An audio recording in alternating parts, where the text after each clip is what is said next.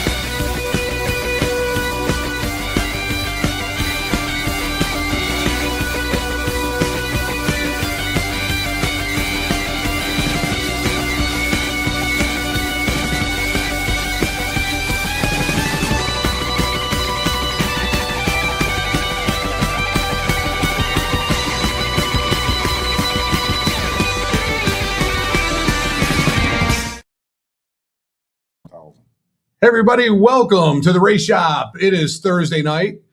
Sorry we had a miss last night, Earl. We're going to tell everybody what you do for a living here in a second so they know why you missed last night. Josh was ready to go.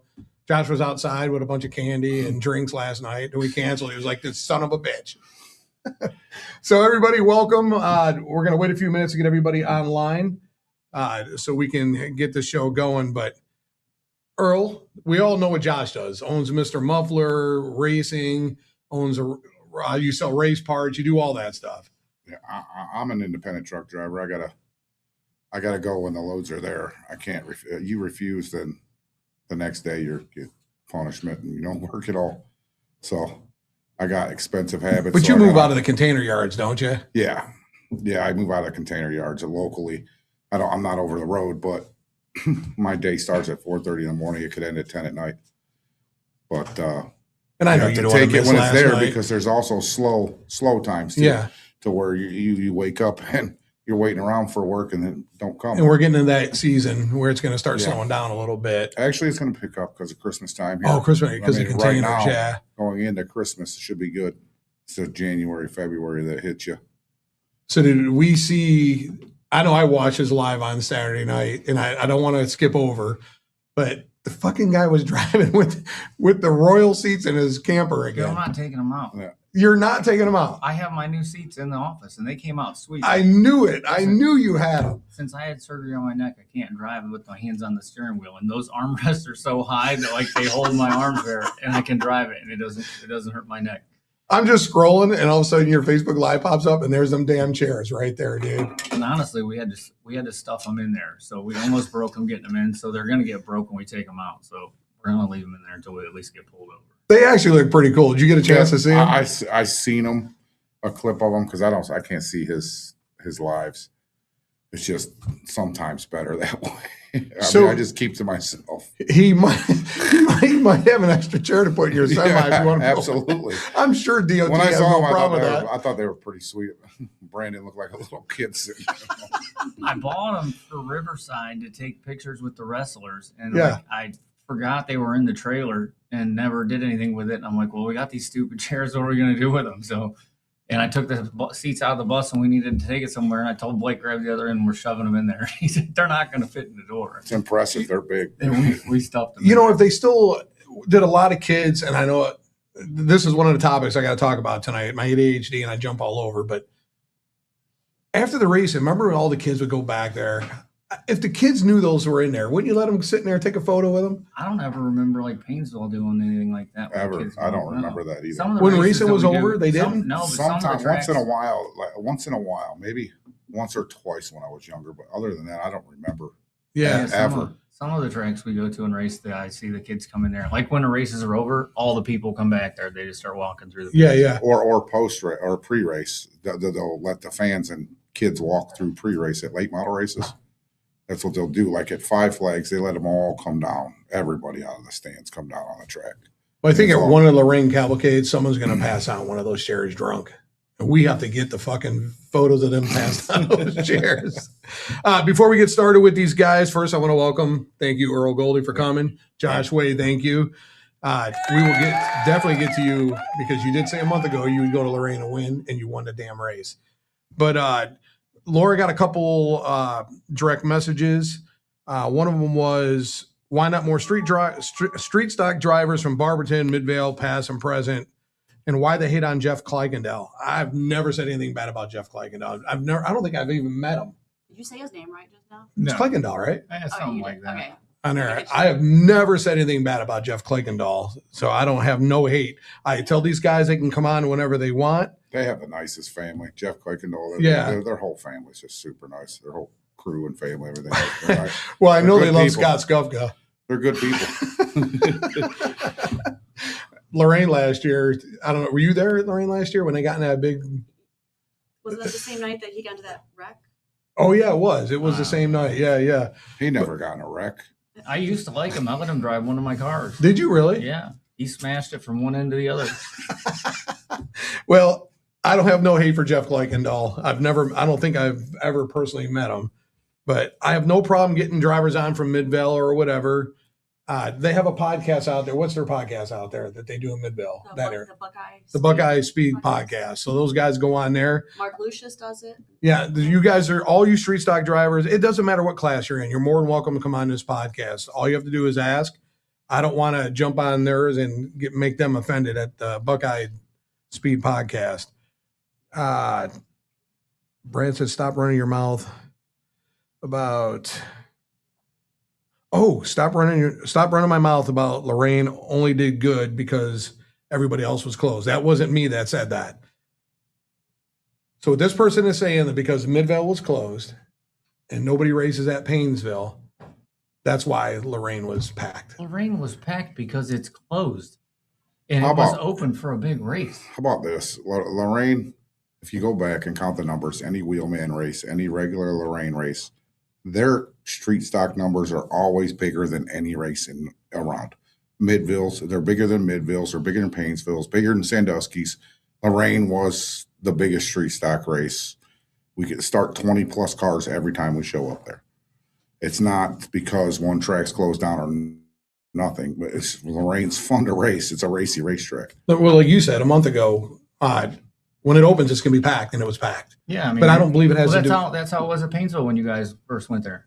Yeah, Painesville was dead, dying. Nobody was going. You guys went there after it was shut down for almost a year or whatever, and it was packed. Yeah, I mean, it was standing room only at Painesville when you first went in with the Maggios.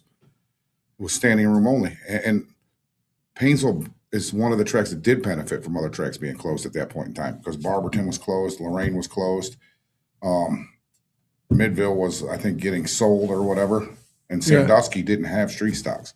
So we had all these street stocks in Painesville when you guys first went down there. I mean, everybody. Well, the few people that are being negative about it just being open and all the tracks being closed, we talked about this going on air. There was only 4 cars different, right? There was 4 cars different that we got from Midville. What we're saying from Midville or Painesville, because nobody left Painesville and went to Lorraine Saturday night. There was 4 cars that came from Midville, and the rest were cars that just sitting around waiting to race. It's always been us going from Painesville to there. They've never came, barely ever, maybe like Dennis would and a couple. They don't really come here. They don't. I don't know. I mean, Dennis and those guys come here, they're pretty fast, but like we all just go everywhere.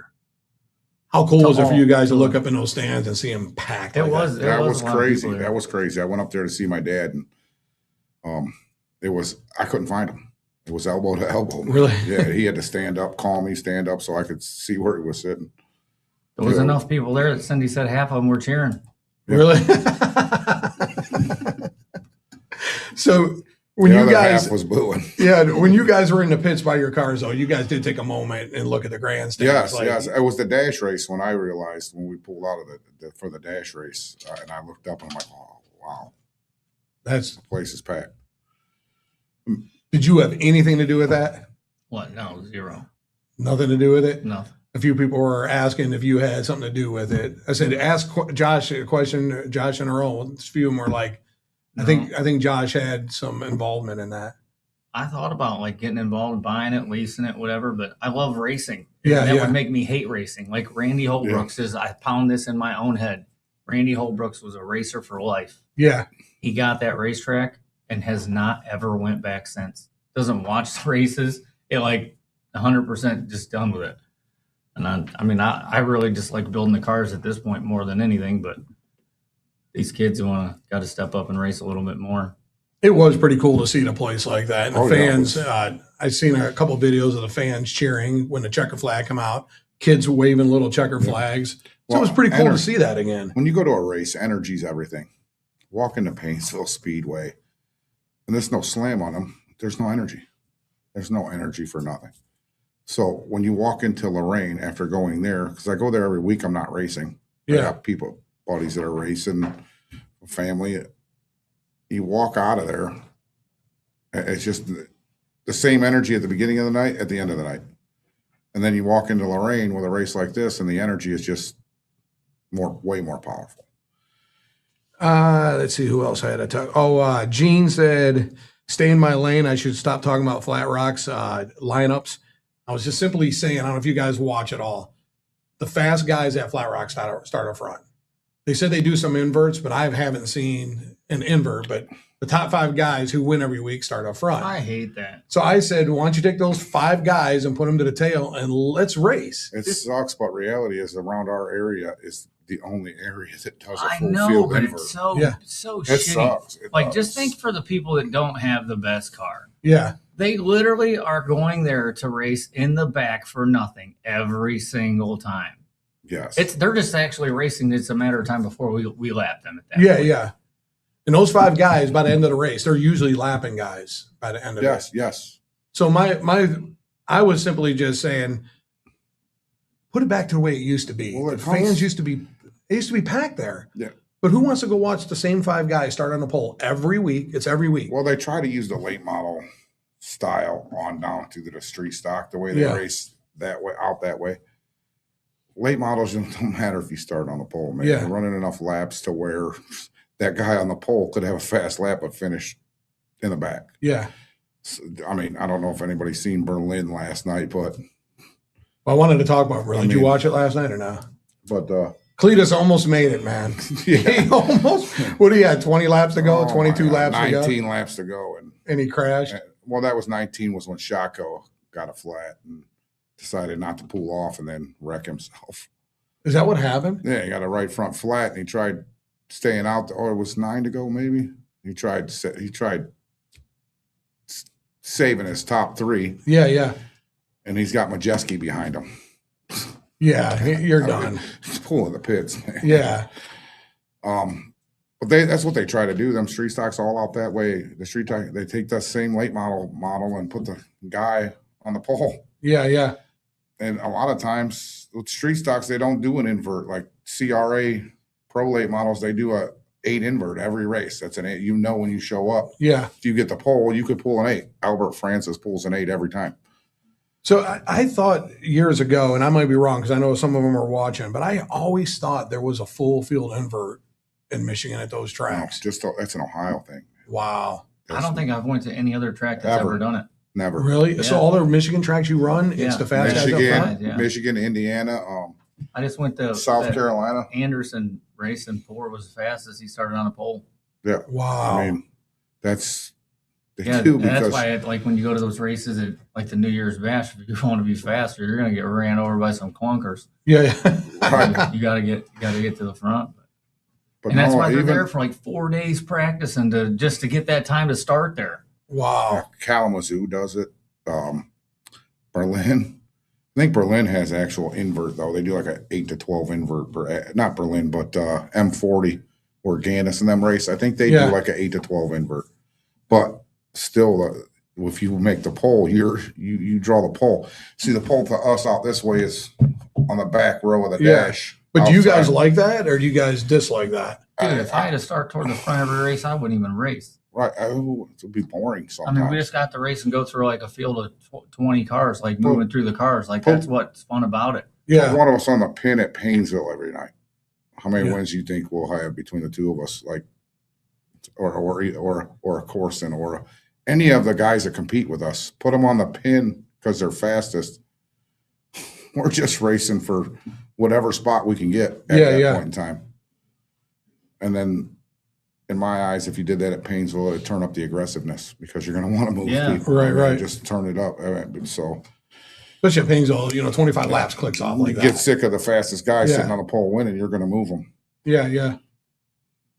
Let's see what else I have to talk about before we get started. Toledo Speedway. Where did he finish? 6th. 6th, and then Chloe was 8th, I believe. Chloe was 8th. Yeah. We just had a free car. Albert had a free car that night. And when 6 of us had to pull our motors to go to North Carolina after that. Didn't they take first, second, and 8th place? First, second, 6th, and 8th.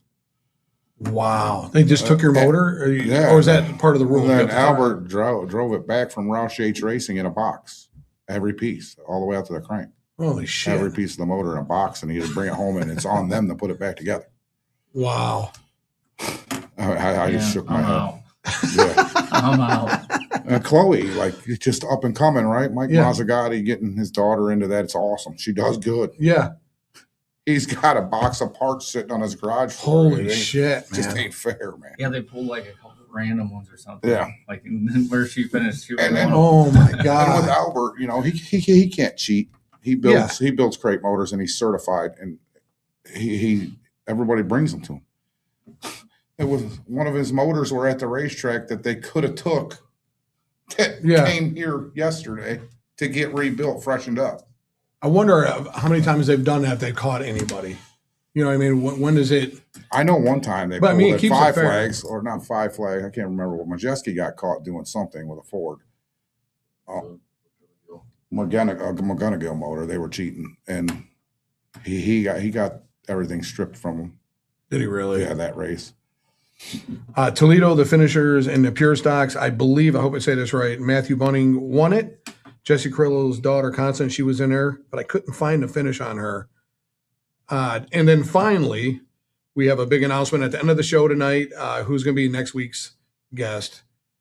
I know you guys know, so don't say it. I don't know. I figure you did. He probably Is knows. it Cletus McFarland? Yeah. I don't need him here. And then this Saturday at Paynesville is the Zach Broncollo Memorial. Richie from R&Z Towing, that was his son. He's putting money towards the other divisions, so it'll be worth. And we got to talk about the figure eight. I don't know. Did you guys watch any of the video from? I watched the one video it took from whoever won that race. That video, I don't even know who won the figure eight because I was at Lorraine, right? Yeah. But that video took from even knowing who won the figure eight that night, and it was like 1,800 to win. Yeah. I'm telling you, from the time that green came out, they were trying to kill each other. Like Jeff Marvin, $1,800, man. his eyes, like he changed, man. Like they come around to get the green, and I seen his eyes change, man, and he just went. I mean, these guys were trying to kill each other. That's crazy. Malik, I think he took. Someone said I didn't get to see it. Malik took out Takovic. Well, that's they were nothing different there, right? Yeah, they said he took him out like halfway Instead through. of paying that much money to win, they should have just said at the end, we're going to roll a dice for however many cars are there, that many numbers on some dice, and whatever it lands on, that person gets $500, but you got to finish the race. So then they wouldn't have wrecked each other. They would have all wanted to make sure they finished the race, and they would have put on a better show rather than trying to go out there and run each other over. What the hell was it? 3 cars finished? 4? I don't know. It wasn't many. A lot of people. How many? 5 Yeah. cars finished. I know that hit. Yeah, he didn't. I don't think he hit him on purpose. I don't Like, think you he hit look him at on purpose, but I know that hit was. It was pretty rough. pretty man. impressive. If you watch it, like, and you slow it down, there was a car next to him. He didn't even know that car was there. Right. Yeah. It just lifted that car off the ground. And then they all paint their It was like cars crazy. gray and black and these dark colors, and you Yeah. barely can see them anyway. I think Lou's car looked like it was camouflage. It was He camouflage. painted it camouflage. Yeah. Yeah. I'm thinking, damn, dude, these guys already barely can see each other. It was crazy. Let's see. I think that's it. With anything else before I get in with these guys? They should get some bright Teletubby lights for fucking figure eight cars. They all light up like fucking. Back in the day, they all had lights on their roofs. Oh, all of them didn't, but like they still do. Like Reed still puts them on there. Yeah. I I think think Chad puts Takovic them on does. there. Yeah, Chad does. They're think probably that's probably good. That's probably so people can see Yeah. them coming. They probably they Think say of- they're on there for looks. How or old is whatever. Mike Reed? Like he got I in that think figure eight he's car. 92. Right. He got in that figure eight car 2 weeks ago, and it was like he was still 15. He was still that good. And Saturday night, It was- all right. Saturday night, he's driving a car for Richie Brancala, but I guess all the foam in the fuel cell got sucked up into the carburetor, so he was running bad. So imagine how pissed he was. Oh, no doubt. That car was breaking up. He got so mad that And he he just drove pulled off. MJ's car and just checked out. He was gone. I mean, it was no doubt. It was a no doubter. Cromie said we voted 1,000 to win, and all the spots paid more to start.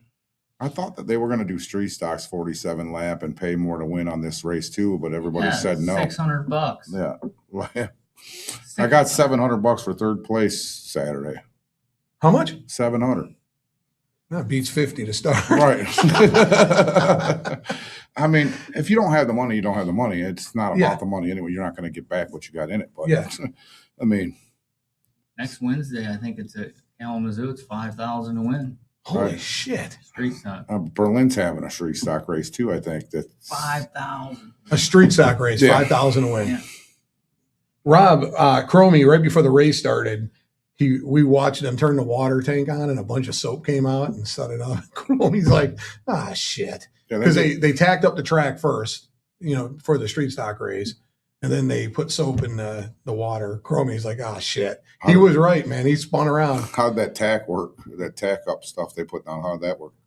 Everybody said it worked for him. Josh B said he liked it. He was on the outside racing Hendersonford. When they laid the water down on it, though, it didn't work. Right. Dude, when Randy had it back in the day, his brother put 20 gallons of antifreeze in that thing. What? In that water tanker, he put 20 gallons of antifreeze. Holy shit. They couldn't even drive around the racetrack.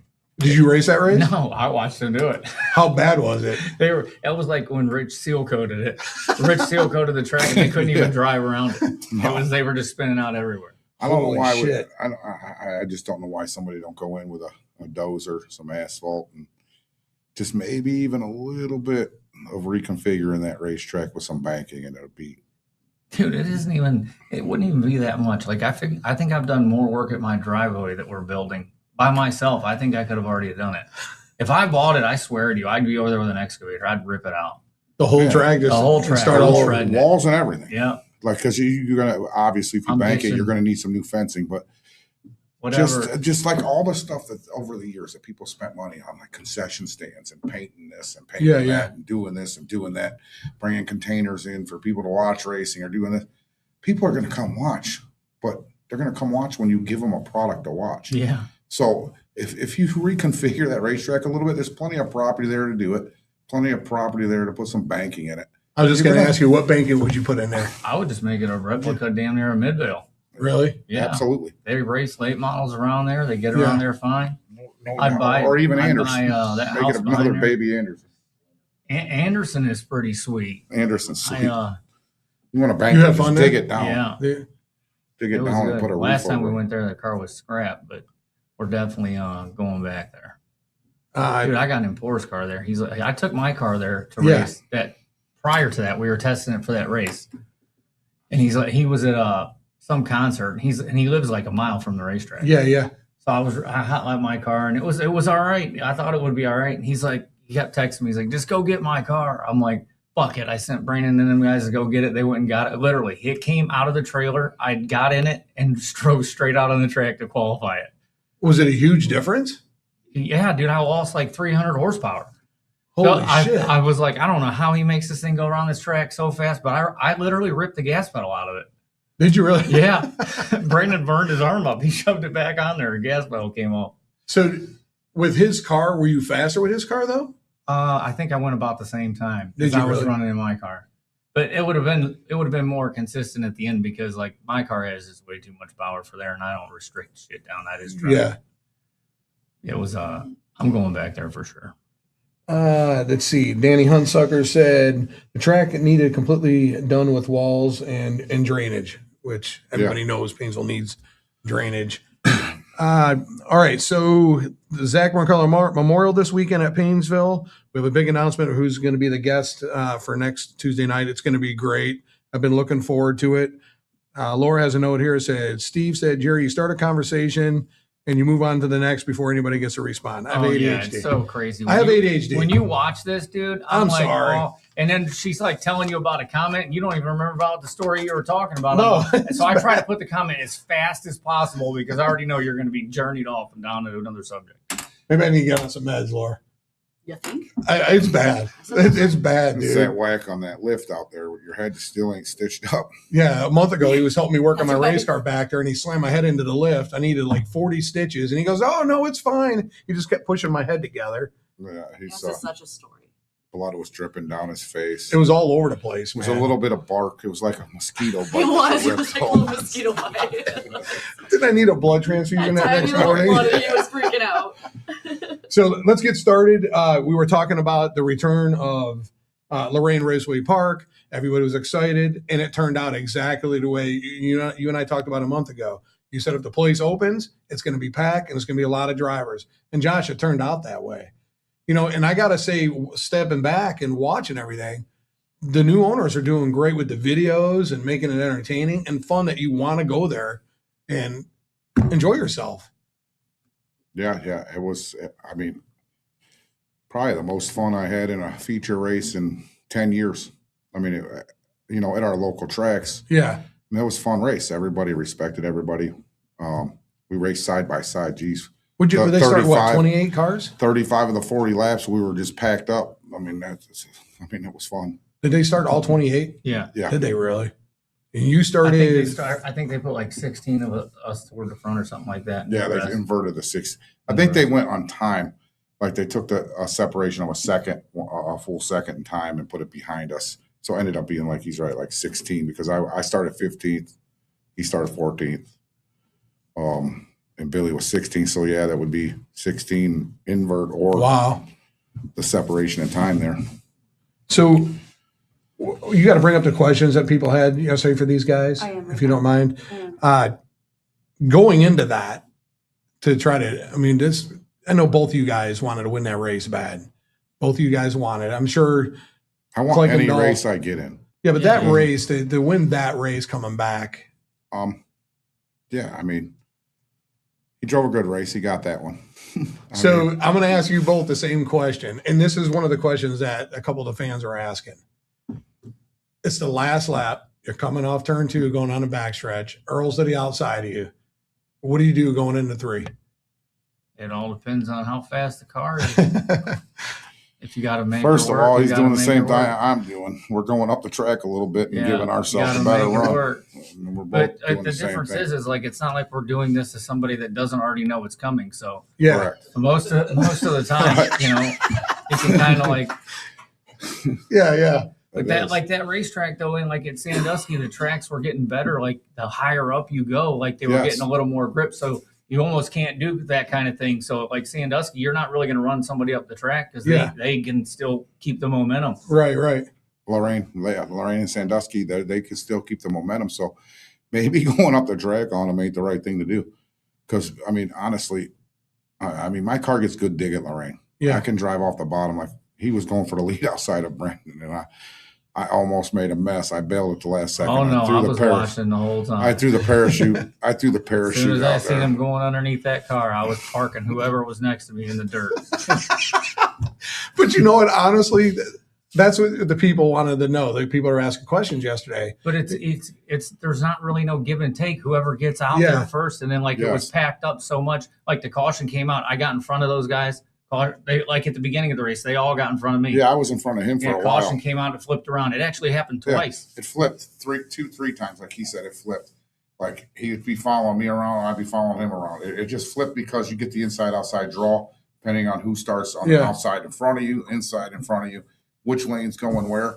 And he got some pretty good breaks. I was right there with him. We both got some pretty good breaks. It ain't just him that one If that you would got have the watched it breaks. from the tower, I tried twice to get 3 wide outside of Parker. Did you really? I got up to his quarter panel in the corner, but I just couldn't lay on him enough to let them know that I was there. So they would the back straightaway wall now is without that being there, it's a little more risky. You can kind of get it up there a little bit. Yeah. With them blocks being there, there's no extra room. No, there's no extra room. And the thing is, and I've been saying this for a long time, our street stock drivers, you guys and the Kleikendals and whoever, you guys are the best of the best. Like you guys just said, there's no give and take, especially with only a couple laps to go with that money on the line. When we talk about 16 cars, we started 15 and 14th. It was nobody easy to pass all the way up to first. It wasn't like they were just flop dicks that can't race. These were all good people that we passed. There wasn't nobody in there that you could look at and say you can't get around in a race car. No, they can drive their race cars. So then even too, let's say we're in 6th place or whatever. Like Colt Locker, you're like thinking, man, do I go on the inside or the outside? This dude's like way up here in no man's land. The next time he's almost past him. Yes. I'm like, well, fuck, I'm hoping he's going to go. I'm just going. That's what I was. When I was behind, I was wanting Colt Locker to go so we could both go. I was behind him at that time. Yeah.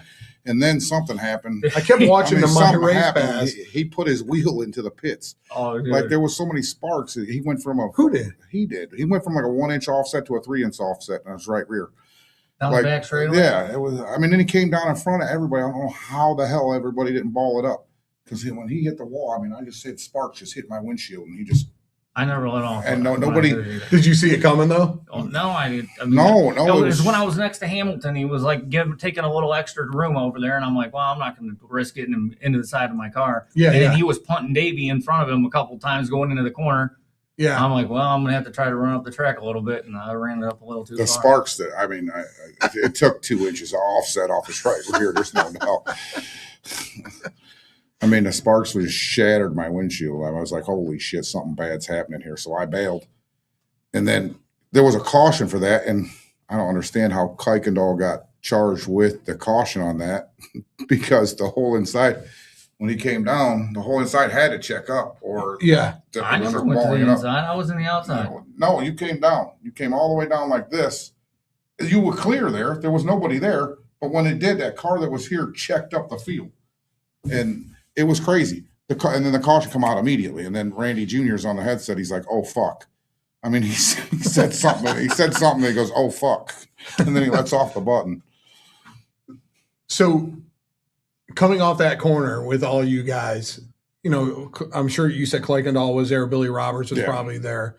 Billy, Kuykendall, even, you know, Luscious, Luscious, Hamilton. Was that Brandon?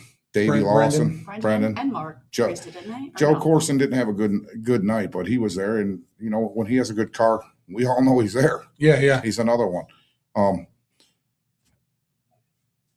All through the field, 16 through 1. Yeah, I mean, they would just. Had to be pretty cool to race like that, though, there again. You know, when was it the last time? Because the last time we all were there racing last year, it was a cluster.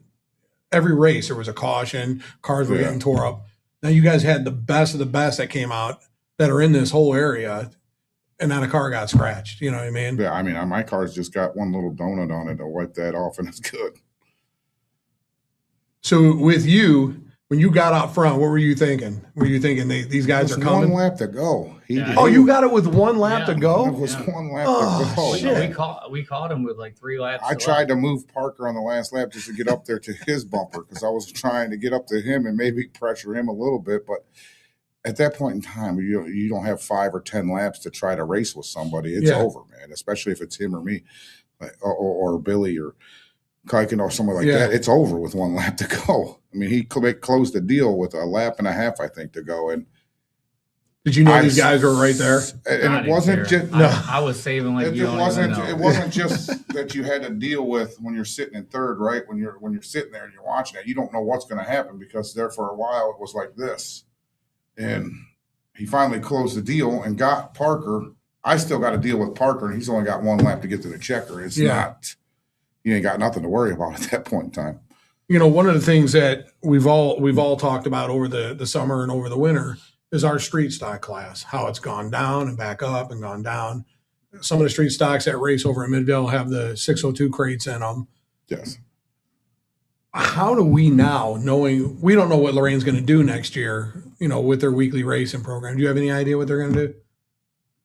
But let's just say they were open once or twice a month. Let's just say they were open twice a month. Do you commit to that? I race twice a month at Lorain County Speedway. Yeah. Yes. But don't you especially guys, if they're going to be on the right tire.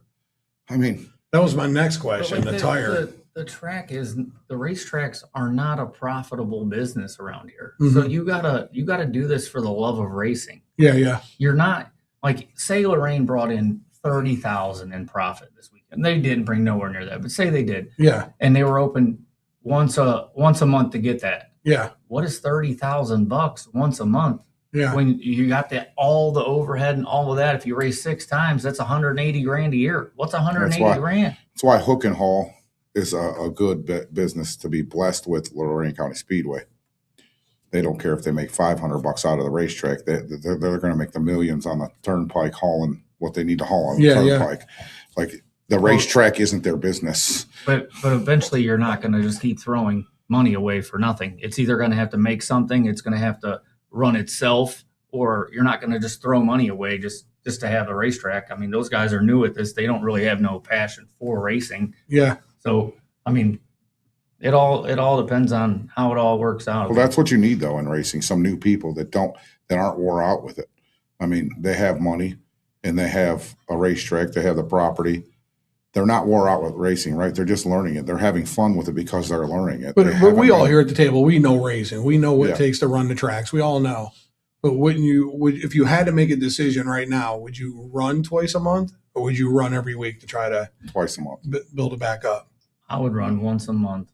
Once a month, just main shows? Yeah, even at that, once a month, because listen, even a street stock racing is expensive now. Yeah. You go out there, you get tangled up with somebody. It takes you a month to put your car back together for me. Yeah. Like money wise. I mean, sometimes it takes 2-3 months. Sometimes it ends my year. But on the lowest end, it's $1,000 to go there with one car. $1,000. Think about it. Go to Paynesville. Just go to Paynesville this week after racing. Yeah. You're close to $1,000 to go there. $35 to get in, right? Yeah. If you don't have tires, it's $500. He started off. My first set down there I bought was $390 or $380, I think. He's up to like $460 for a set now. So you take $460, figure $500 to get in a set of tires, and you got $250 for fuel in the car. I mean, you just to go to Paynesville, you're going to go up around $1,000. How was it to be back on that tire? Oh, it was just to feel a racing tire. I mean, you got the Wheelman Series running on a bike. You don't know because every week you go racing somewhere, you got a good tire that you're racing. Yeah, I run that tire the most of the time. If all these tracks were smart, they would run that tire anyways. Yeah. Like the Wheelman Series, I truly believe they stabbed themselves in the foot by changing the tire. If all your surrounding tracks run this tire, why would you not run this tire? Well, I said that. Like the Wheelman, their schedule at the beginning of the year. Now, it didn't work out because of rain. They had 3 Midville races, 3 Jennerstown races. There was only 2 other races. Yeah. Right? So those 6 races, those 2 tracks carry American Racer 970. You don't have to haul your tires around. They already have them on site. So you've got to worry about tires for 2 of your races. Instead, we go with a tire we could put on our hauler to get to the racetrack. And he does what he can for his series and what's best for his series. That's his deal. But they all do this to try to like hold their cars. They try to hold a car. Yes. So if they ran the tire of the American Racer, they would have more Midvale cars because those Midvale guys could come there and race. They don't have to buy the tire. Let's say this tire that we're running is $680. American Racer 970 is $720. Who in the hell going to the Wheelman race is going to not go because of $40? They're going. But like even at Paynesville, if Scott ran the same American Racer too, he would gain those other cars that aren't racing because they don't want to come there and buy that tire. Plus, they already have tires. Plus, you would have better racing at Paynesville if you went on American Racer 970. You would have better racing because the slower guys would even create some grip from them. Right. They're not running into the guy outside of them. This tire that you guys run at Paynesville, it just will not go to the outside.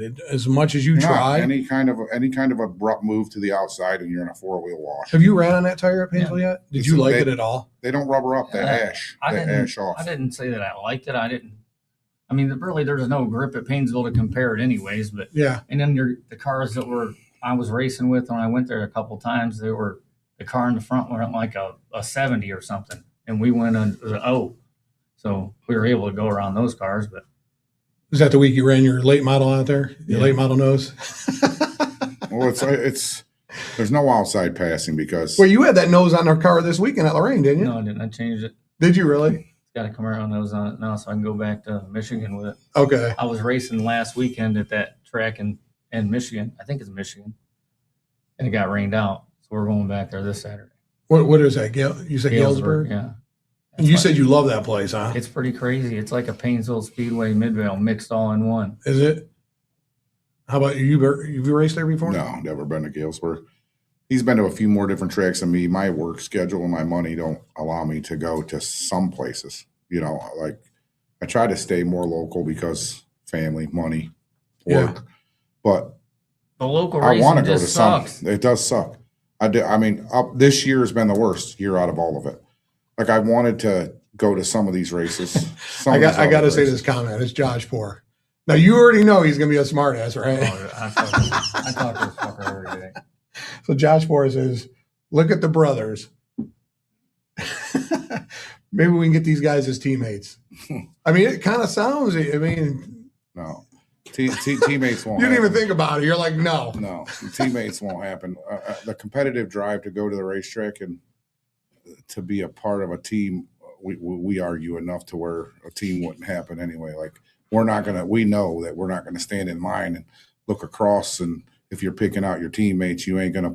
Josh ain't pointing to me, I ain't pointing to him, but we respect each other. But you guys do know you guys draw If we're people. standing there picking out fucking teammates, I want to win. I would definitely be picking you if we were standing in a line. I'm not going to pick people that suck. I'm here to win. I'm Yeah. thinking of it like a kickball game. Well, I'm not fucking playing kickball. I mean, that's But how I'm if thinking. we're Of. picking race cars. Yeah. I mean, yes, I'm going to pick people who win. Yes, for sure. But you know people come to watch you too. Now, I know you guys had your pass and all that stuff, but you know you guys put people in the seats. If people know you two are racing together on that night, people want to go see what the hell's going on. Because we want to race, we want to we win. want to win. That's the It's end. all about Winning. I mean, winning you're, is yeah, all you're about. racing. What's You're race? racing People ask to you, win. say, why? What's fun in racing? Well, winning. Yeah. There is no other fun. I am not a field filler. Yeah. I'm not. Winning's fun. Period. You know, I didn't go and just have fun and run around. No, fuck that. Winning's Yeah, fun. like all these people say, like Will says it in Sculpture, it's about building the memories. Yeah, the fucking memory is winning the Yeah. race. You're And fucking- giving the trophy to some little Yeah. kid. That's what I'm doing. Yeah. Right. Yeah, absolutely. And Josh- I've been like that. You can ask Kevin Myers. I've been like that since I was 15 years old. That competitive drive has been in me since I was 15. It'll never go away. Winning's fun. I will fucking fight with somebody at a gas station to get into a fuel pump because I'm gonna win. Lorraine had to win, so we had the gas money to get home. Dude. Holy shit. That's true story. This is the same, dude. I raced my buddy's car. He pawned a necklace so we could go race and get two Yeah. Holy tires and shit, fuel. dude. We went out to Yeah, I Lorraine. swear to you, We dude. went out to Lorraine and we had bad luck, and I'm under. We got my older brother's pickup to tow the car. Right. We had no gas to get home. We were under his floor mat getting change, counting change. Yeah, Gas yeah. was like 89 cents a gallon, but we're counting change just to put 2 gallons in there to tow back from Lorraine to get back home. I used to hear stories. Leave Josh's comment up there. I used to hear stories when I used to start racing. I'm not going to say what year because I was going to show how old I am, but guys their electric get shut off for them to go racing. Guys would get their cars repossessed and stuff just so they could go racing. And back then we raced for a trophy. We'd race for Yes. money back then. No. The most So I raced for back then, I think Gordon Allen started doing some $50 thing. Yeah. Like 15, 20, or 50, 25, and 15, I think it was, wasn't it? Like for the top 3. When I first, you guys already raced before me. You and like Eisnick and when Butter, Yeah. you guys raced probably Yeah, like for 4 or so 5 many years, I would trophies. say. I mean, I took so many boxes of trophies to the Autorama when I had my car there. And, I was doing a juvenile diabetes thing, and I had all these boxes of trophies that were in the attic, and I took down there and I just let a kid get a picture and give $1 to juvenile diabetes and Yeah. take a trophy home. I mean, that's how many trophies. I mean, you get dash, pursuit, heats, features, all the trophies that you gather up from that stuff. They're just sitting around. Yeah. You just use them for something. Give them to a kid or something. Well, If they're not big, I don't even keep them anyway. you just give No. them to the kids. Yeah, whoever. Fucking Yeah. Parker's been stealing them for the last couple of years.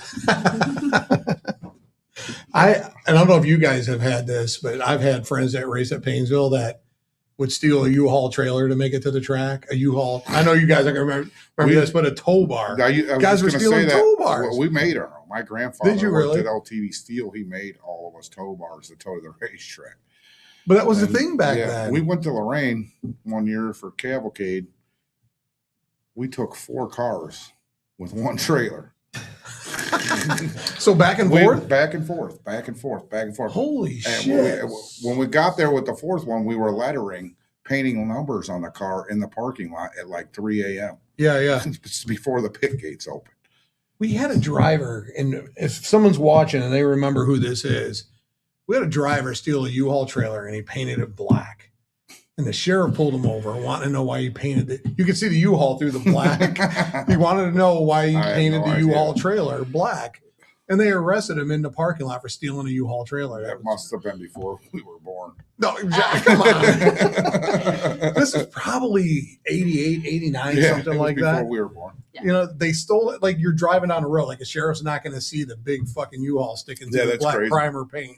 Back then, they didn't care. No, we did whatever it took to The get sheriff to the track. probably gave him a thumbs up as he went by. Okay, say that one because I'm way behind on comments. Josh B said he likes the tires, but Josh B last Saturday night at Painesville was on the outside of Henderson almost the whole race. He stayed right there. That car stuck to the outside. He's got a perfect combination right now. Yeah. Painesville is a combination track. We take our cars down there and blow the tires off the back of it, where he's got the perfect storm, tranny, gear, motor. Yeah. And you could tell when you watch it on the racetrack, he's not going to wait on the gas. And that's what it takes to go around there and pass people on the outside. You can't wait on the gas. You have to be in it while people are spinning their tires and you got forward drive. That's what it's going to take. And that's what Josh B has right now. Could you run the outside at Painesville? Yeah, I didn't have any gear in that car either, so I was only tacking 6,500. Holy shit, that's all you were tagging? Yeah, I had a 700 gear in there. I had it to the floor. Yeah, I had a 776, and I tell you, you cannot. I mean, I throttle was is able to just just not stand happy. on it. That was like he just said. That was the only reason. And that car has a little less power than like the car Joshua was driving. It just blisters the tires off. Jim Foose said something. What did Jim Foose Jr. say? He said something about street stocks. No.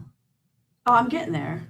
He said something about Ohio So street stocks. here, I'll get there. So Jim Foose said pretty close to a regular Saturday night in the good old days is what Yeah. this past weekend at Lorraine was. Josh Poor says you both know your main competition is each other. And then Jim Foose Jr. says, what if tracks got out of the tire business and just allowed whatever tire to be run, AR, Hoosiers, whatever, within a particular size and width? And you just stuck with a durometer, the same I would durometer. just take an AR at that end of the day between those tire. Yeah. I would say AR. Now, I would say Hoosier if you want to have a durable tire, and a Hoosier isn't going to let you beat up the right rear and give you grip as much as what an AR is. But an AR is, if you want racing like you had Saturday night, that's what I think that Painesville should go to. The Wheelman should go to, or anybody that has any common sense about tires for street stocks, go to a tire that's available and helps your racing. What were you going to say? He said that we were our toughest competition. I would have to say that when Josh Poor is here racing, he's our toughest competition. He is our toughest competition. And anybody can say whatever they want. Like I literally just set the car up the same for myself, and here he is right up in the front every time. He is. It's all of us, the same guys going for the win at the same time. The difference is that me and you are more aggressive with each other than what me and Josh Poor or yeah, but dude, he races like because he's from, we've been doing this since we were fucking I think he takes a couple volumes before he rides. Chill, man. Riding. I think me and him ran around 15 laps side by side for third place at Sandusky a couple years back. And neither one of us would give up that spot, but we didn't touch each other to do it. Yeah. Josh Poor he was racing the track mellow. race. He's just a mellow, laid back, good racer, man. I think Crancy was asking if you two were going to wrestle. Arm wrestling. Arm wrestling? I wouldn't want to snap his neck. I'm in. Pulling his arm down. Put that money up there. Mariah had a big comment. I didn't see what it said.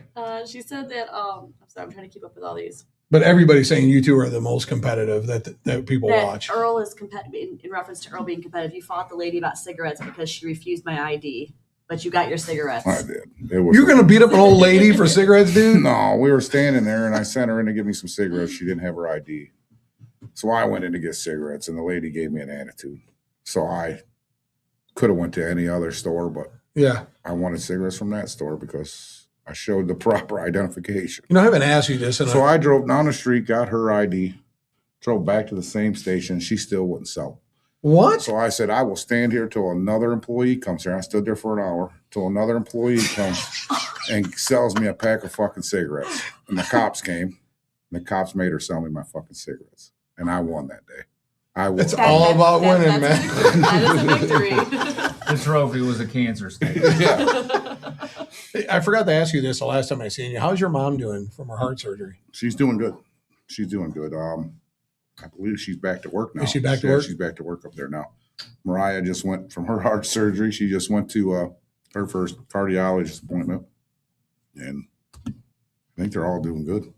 Earl's mom works at the Get-Go on 306, don't you? Yes. She So- works in the kitchen. She's If you look up there, she probably has her ponytail boyfriend hanging out in the food court somewhere. I don't think I've seen him in there, have you? No, I've not. Oh. I've heard of him. He's but- probably hiding in there. Yeah, he's probably hiding in there. So I want to get to a couple more of these comments, and we'll get to some more racing. What I wanted to talk to you guys about is I seen Jim Foose Jr. took a lot of slack this week for making some comments, which he's entitled to his opinion. That's we all have our opinion. How does everybody have time to watch comments on Facebook? Can I ask? I don't know. I have time I don't know, for but- that shit. It's funny because I get a bunch of shit. I'll 'cause get a I'll screenshot once in a comment on while. something, and I don't ever go back. Like if I comment, I already lost how to even find what I commented on. I don't understand. I like I'll see it 5 days later anyway on my feed. Like, where was I? Like I wasn't on Earth or something for this thing. But you two get two different comments. Josh could say, "Man, it's a beautiful day. It's 80 and sunny," and 50 people go, "Oh, fuck you in the weather. The weather sucks." If you said that, people go, "Yeah, it's a cool day." Like people try to push his buttons, and like Yeah, you but, just I don't said, even care. well, on it. you don't go back Yeah, to I it. don't care. I don't know how many times I said to you, "Hey, did you see the comments on this?" You're like, "I didn't Dude, see it." it's fucked up because listen, once I'm done with making a Facebook Live and I leave, I don't even give a shit. I Yeah, don't care. I don't go look for videos. Half the time I miss your show. Half the time I miss the Wheelman Live, and people are like, "Did you hear what was said?" No, I didn't hear what was said because why? I was worried about making money or working on a car in the shop or something constructive besides social media. and you know what? Honestly, you've said this a million times. I've said this a million times. You need that personality for these races. You want these people right now that are commenting or shocked that you two are not fighting and arguing. Dude, They it's not go- even like that. It's It not isn't. even like that at all. But it puts people in When the we're seat. racing, yeah, who cares? We're going to smash each other, do whatever we're trying to win. When we're leaving the racetrack, I called him to tell him his fucking trailer lights weren't on. I mean, He actually called state arbitral, then called. It's not even like that. no, it's, Anybody that races that's not trying to win, they're just wasting their time anyway. It's what They it's are. called racing for. You Yeah. race Yeah. to win. if you don't have your adrenaline going when you pull out of that pit for a feature to want to get to the front, I don't know why you're doing it. Yeah, Because when I pull out of the pits, I have my eye on 4 cars ahead of me, 5 cars ahead of me, so I don't tear my shit up so I can make it to the front.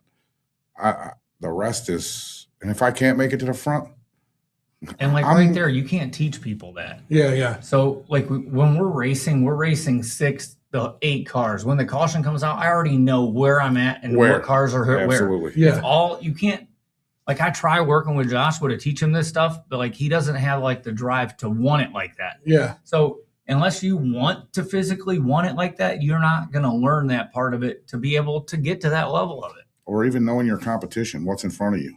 You know the outside line's going to move or the inside line's going to move. Before you even pull out on a Before you racetrack, you're And studying then that. even after a caution, you're like inside, outside, inside, outside, inside, outside. Fuck. Yep. Or you're like inside, out. Sweet. Like that's how it is. Yeah. You know where you're at. I don't, like the headset, they try to line you up. Half these people don't even know where they go with a headset. I don't understand it. Yeah. Like I know where I'm at. I know how many positions I gained. I know where I'm at on that racetrack. And it every is sad. You single hear it lap. in your ear.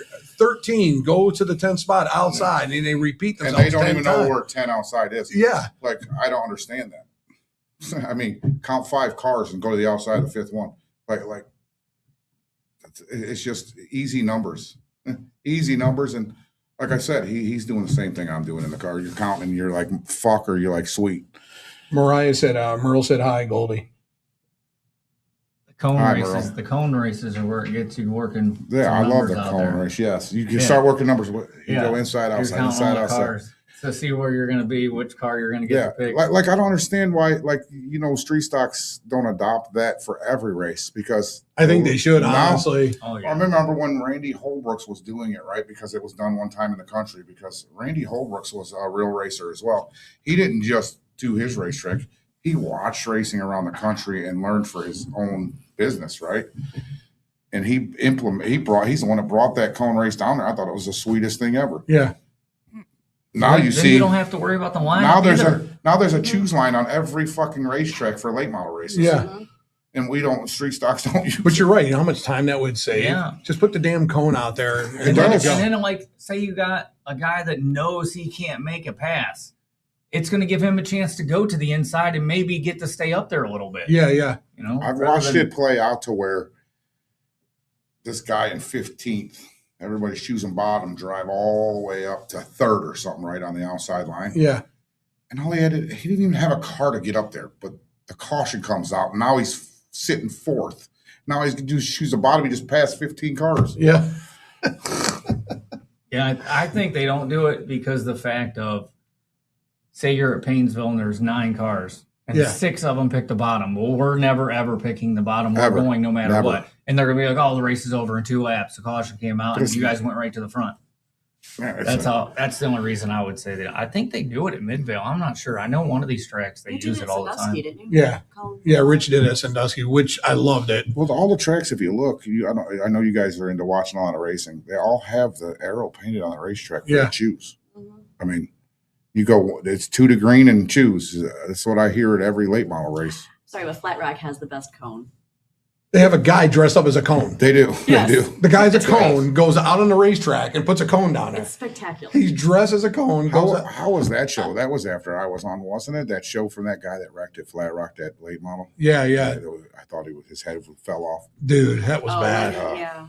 And he hasn't been back racing since. He He said his hasn't. car is almost done, but I think it shook him up. Another couple years to get that fucker done. I mean, Did you see that crash at Flat Rock, the No. late model? I don't even watch racing. that fucker bolted off the fence, rolled against the fence, come down on his hood, and I swear to God, his head was sitting on. It was in the fuel cell. weirdest position you could ever see. Because Earl and I looked at it, he's I dead. said, There's no way he's "Dude, alive. Dead. Look at his head is sitting on the racetrack. And it was like backwards, that like really weird. We're like, oh fuck, man, we just Yeah. watched someone die. Then all, Yeah. then all of a sudden you hear him screaming, "Get me out of this!" And then fucking you hear car." this loud cheer, and then his son comes over wanting to fight him. Yeah. Because you know why that was, right? I think it was on your show that he told why. That guy threw oil dry right in his face as he was upside down. Yeah, you could. It was a Well, young there was- kid, wasn't it? I think so. Yeah. Yeah, and that's what his dad was coming over there wanting to fight about, but his dad should have settled down a little bit. Would he rather have his son on fire or a little No, that bit was of- the dad in the car. It was the son that was Oh yeah, fighting. the son. Yeah. Would Yeah. his son rather have his dad catch on fire or have a little oil dry in his Yeah. face? Because there was Dude, fuel dumping. We seen the fire at Yeah, first. We're like, yes. oh shit, this is gonna be bad. He's up on his roof like that. This is gonna turn And that guy into took. He didn't do it lightly either, man. He threw that oil dry Josh, he down. literally had the Fucker was- bag. He's and went, still chewing. He's still chewing oil dry And he was today. upside down still. Yeah. But what I was saying about Foos, I want to make sure I say this right. Kind of like what you said. How are the tracks going to keep going with the low car counts and the low fan counts? He said, if you bring and Jim, if I say this the wrong way, step in and say something. You're not going to have that every week. Every week. You're not going to be there every week. You're not going to be there every week. Your guys are going to go travel, go do your fun. So how do you get that to happen and be successful? This isn't 1989. They don't know how to. That's do it. to The be cars are successful. not there like it used to be. The only way it's ever going to really happen, like somewhere like to be big racing again, is someone would have to buy all the racetracks that are local, close all of them, and just have one racetrack. That's Yeah. it. Or else, I you mean, don't have. there's a couple different racetracks, a couple different ways, and everybody just goes the couple different ways. So realistically, there's probably enough people to have a sold out show at a lot of them, but they would have to like merge those people together to make it happen. You know, I really think if Lorraine raced twice a month, I think they could make it a twice a month. I really do. But the street stocks have to be there. Like, every what do week. you mean by make it? Like, just survive? No, I think hear me out now with the compacts and that. I think we have enough street stocks that would go to Lorraine every week or every other week to support them. So I think you'd have 20 street stocks. Yes, I think can you would agree with get that back number. to probably 30, 35 compacts if you made it the stock rules like it used to be. The way they are, No one's going backwards. but the cars right now, the division's not growing. It's not getting any better because people can't financially afford it. Well, yeah, but you guys always say this, and it's the racetrack isn't the people that drove that stuff up there. It's all the people building these cars. They Well, it's drove it always up the there driver that themselves. says, I want a little bit more. But Everybody I mean, always wants more. Yeah. The people aren't going to go backwards. When they get told they got to go backwards, then they just find other avenues to go. For the street stocks and that, I think they should stay where they're at. But I think your They compact should not class, go any further. Yeah. Here's what I think. They should go backward. A Like little. 20 years ago, if I would have known I had the street stock I have right now, I might as well just bought a pro late model or something, because I mean it's senseless, man. The money that's in these street stocks are senseless. It's crazy. So you have a guy sitting there looking, and he wants to race a street stock. Looks like a fun division.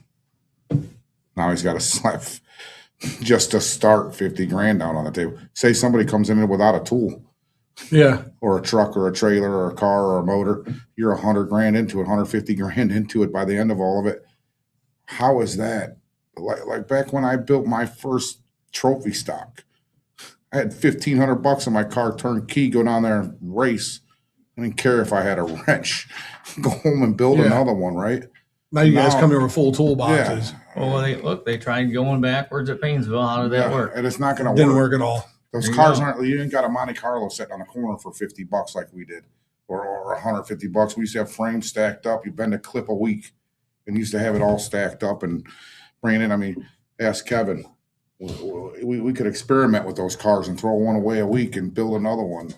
It's just not like that. But now. for a guy to build a street stock today to run with all you guys, with Billy Roberts, Corson, all those guys, you're talking. Let's talk real numbers for a just second. your bolt-on parts to have a You're car at that- 50 grand. Well, I was going to say, what is your guess on what it takes? I'd say 50 grand to compete with you guys.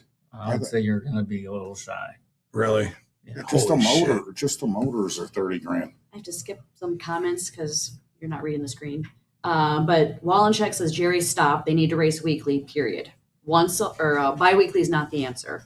Okay. Bi-weekly is definitely the answer. And Coming from Josh- somebody that spends the money to go there, bi-weekly is definitely the answer. Josh Poor says once a month, in my opinion, all big paying events. Yeah, that's it. So that's kind of where. So that would. people are- So listen, if you raced once a month, you're still going to make the same profit as if you race twice a month, Mhm. and you're going to have a lot less headache, a lot less stress. You're only doing it one time instead of two. The reason I say for Lorraine twice a month, I know once a month it creates energy with what they're saying. Yeah. But around here, Midville don't have a built motor track. Barberton's close. Sandusky supposedly getting tore down, but I heard rumors that maybe something will happen there. There is nowhere for them to go.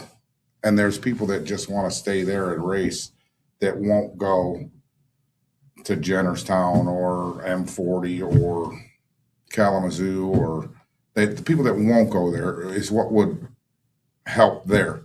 Now for us, once a month to go prepare for a race that's a bigger money show, yes, I agree with what you just seen. Once a month. Yeah. But those guys at the back of the pack, those top 16 once a month, the back 16 every other week, because they want to go race every other week. What was Joel saying? He said, Joel Yeah. from Monster Motors. ask them if a different engine rule would help local street stock racing. No. They tried. Skufka tried choking it back. He tried going back to a 450. That's what Josh B has, the motor Yeah. that was supposed to be what you're supposed to run. Yeah. And there was no cars. Nobody was going to. So they had a meeting at the bar down the road, and they all were talking about this. And I said, you're trying to change these rules for five cars that aren't even going to 4 show or up and 5. support you weekly. Yeah. You have 15 Ohio already- wheelman cars that that are already already have- ready to race. I already have their motors built. If you had paid out a little bit or didn't go to this tire or whatever you did, you probably would have gained those cars. If he would have just opened up, like Lorraine just opened up, Ohio Wheelman rules, Painesville rules, Midville rules, and whatever other rules thrown in, there was 4 of them. We're running the AR. We're running the AR 1,200 to win and whatever payout. If Scott Skufka did that, 15 to 20 cars would be Yeah, paid. for So, sure. I mean, For sure. instead, we got a $400 tire that just no slam on nobody.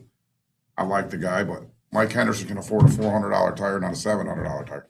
I'm the same boat as him. I can Yeah. afford that too. But you're catering to 6 cars. We cater to 20, right? Those 6 cars are still going to come. They're going to find a way to get their tires. How long do you think the May hours would last at Paynesville that you ran Saturday night? 2 weeks. I mean, I would say the right front and the left side you could probably run for 4 weeks. Yeah. The right rear. Yeah, the right rear one, a right rear a week. Yeah, the right rear. Me and Earl are going to have a new one every week. Yes. Yeah. But, I mean, that's once again, we want to win. Right. Right. Yes. Even if I ran that recap tire, whatever that was, I would still be putting a tire on there every 2 weeks, whether it was better or not. Just because I'm telling myself that it's better. In your Right. head, fresh rubber. In Yeah. your head, it's fresh rubber. A lot of people are saying that they love the cone races. Kyle Carlson said Fremont has a remote control cone. No, I like the guy dressed as a cone going out. It's so entertaining for the kids. Mariah, she agrees that was one of the scariest wrecks, what we saw at Flat Rock. Are the street stock, Don Harvey Sr. says, are the street stocks nowadays getting fast enough for radios? That's It's just you guys. more money. It is more money. Cost that you don't need.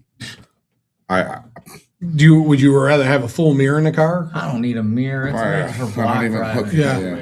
If you Yeah. What is a radio going to do though? Like you're going to clear me, but it depending on who it is or the situation in the race, I'm not moving I'm going anyway. to clear myself Yeah. anyway. Yeah. I mean, We tried to run radios at Dillon a couple times, and I just told them all to shut up, and I unplugged them. I ran late models. I don't want to hear nothing. Yeah. I don't The even only wear. thing- I don't even wear a radio weekly. the only, It's the only, on. I don't wear no radio. the I only don't thing hear nice nothing. about a radio, and you have a race director up there talking in your ear anyway, is about someone buries it in the wall and the whole corner balls up and you're coming in and you can be aware of it. But I myself watch far enough ahead. I can see that Yeah. before the race director even sees it, to where I'm already either I'm in the wreck or I get woed up for the wreck because I was watching and paying attention to what's going on up there. If we were racing in Salem or like Bristol, where Yeah. you can't see, Yeah. it's a different story. Like, because when you go into corners there, like you literally can't see coming out of the corner because Yeah. of the way the track is and our windows and stuff. But like what we do, I don't think you need radios. I think it's just an expense that you don't need. Whatever that little tiny mirror is you're allowed on the side, I think. Yeah. that should Where be does it. it stop? Like, right? Because if we're allowed to have it, he's going to have it. I'm going to have it.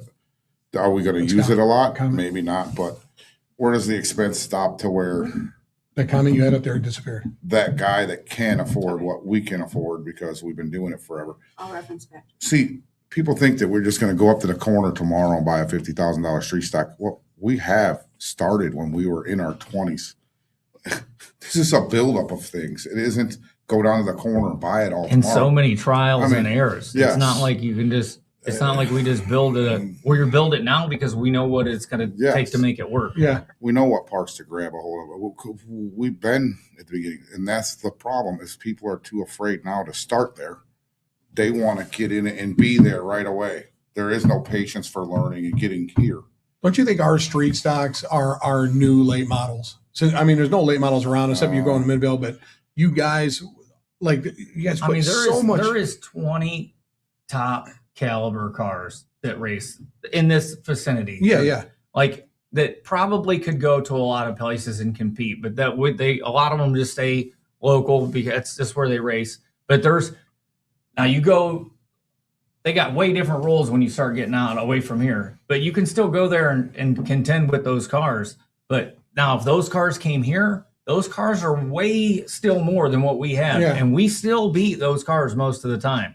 The last couple Trident races, they just let anything in the world run. But now he said he's going to run these same rules that we just raced with for and the it's Trident gonna race. you're going to So now you're going to see one of the guys that have raced here for years win that race. Yes. Okay. But the last couple of races, it was like you could have whatever you wanted. Right. Yes. And I'm telling you, like, you come in with some tie down shocks and married clips and all this stuff that, listen, Ohio, if you want to be honest, Ohio's behind in times. If you look at for the street stock Michigan racing. street stocks, those things are sportsmen. Yes. Like, with late model template bodies on them. They're late models with street stock bodies. You go to That would you see when you go there to race? Go to Berlin. Oh yeah, but like that's what I'm saying though. Like when you go to some of those tracks and you still are able to, like when I went to that track that I'm going to this weekend, I was able to beat those guys with the car that I built myself all the way until literally 50 feet from the finish line. I got spun out. But shit. yeah, Ugh. I led the whole race from But start you to go to finish. Berlin and look over next to you. Yeah, those cars are a little They're out of different. hand. The Gannis boys and the Maynards up there, they got some crazy shit. But those guys have all been racing outlaw late models forever. Yeah, so yeah. they're sort of like incorporating a part of that into that makes Yes. it work. So they're probably at the end of what they want to do in late model racing, right? So they're trying to incorporate it down to the street stock. And it's sort of like, if you ask me, it's like that guy that has a Ohio Wheelman car but races pure stock, right? Like, that's sort of the same thing. Guys that can go race the late models, but the competition's too stiff. They want to come down here and race to where.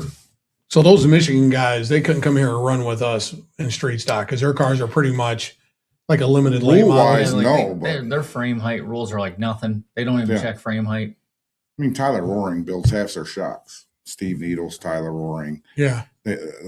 Builds half their shocks. And I mean, That's crazy. Caprice clips married onto Caprice, and Camaro clips married onto Lindsay Lemmerman Fade, and I was going to finish this up about our conversation about Lorraine. I think the modifieds love Lorraine. I think, how many modifieds did they have? Sarah? 26, 27. Yeah, it was good. I think the modifieds, that's their home. I love watching modifieds at Lorraine. I They're wanna so see some competitive. late Now think model about that. That modified race, the guy that started on the pole won. Did he really? I do believe the guy that started second finished second. No, Spencer got second, I think, and Brandon. Oh, that's right. Brandon Lemmerman won. Lemmerman won, but he was fast, man. I know, but it's so something has to change there where they don't put that fastest guy up in the front. Slow it down a little bit up there. Let him put on a little more. And Brandon, brakes. man, he's grown over the years, man. Coming from where he started to now. Oh, yeah, for sure. He's You see doing someone really like good. that, I was going to go back to hers. I didn't know if that pertained to Jason what you guys- Crancy said tube chassis would be more simple. Josh? it's that would be more out of control. Like at Midvale, they're allowed to run crazy stuff. They're allowed to run Brin transmissions, but they got to Quick run a changes. crate. They got to run a crate. Quick changes, Brin transmissions, run a crate. Braden Staley, we were in offset perimeter cars at Bowman Gray. And Braden, I want to get all you guys involved with Josh a little bit. I want to get you guys involved. I want to see Zach Staley come here and run a street stock at Paynesville. One of your cars, so I'll let him drive my street stock, but it's slow. So come down here and run. Because you got it going slow. I'm trying to get there, man. It's my old age. I'm putting curb feelers on the damn thing I Saturday. bet I can take that thing there and be fastest qualifier with Saturday. Probably. I couldn't even argue with you on it.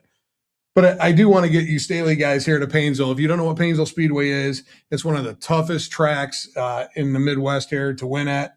But I'd like to get you guys out here and get involved with.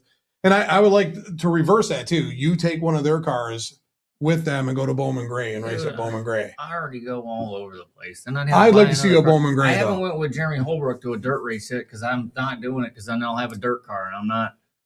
I mean, I already got, I think, 9 cars as it is. You belong one night at Bowman Gray Stadium with the Staley family. You belong there with them one night. But if I went there, I'd have to go there prior to this and see what cars are fast, and I'd have to have one. Yeah, well, he's got a car. They got cars that win. What's their street stock? Sportsman's?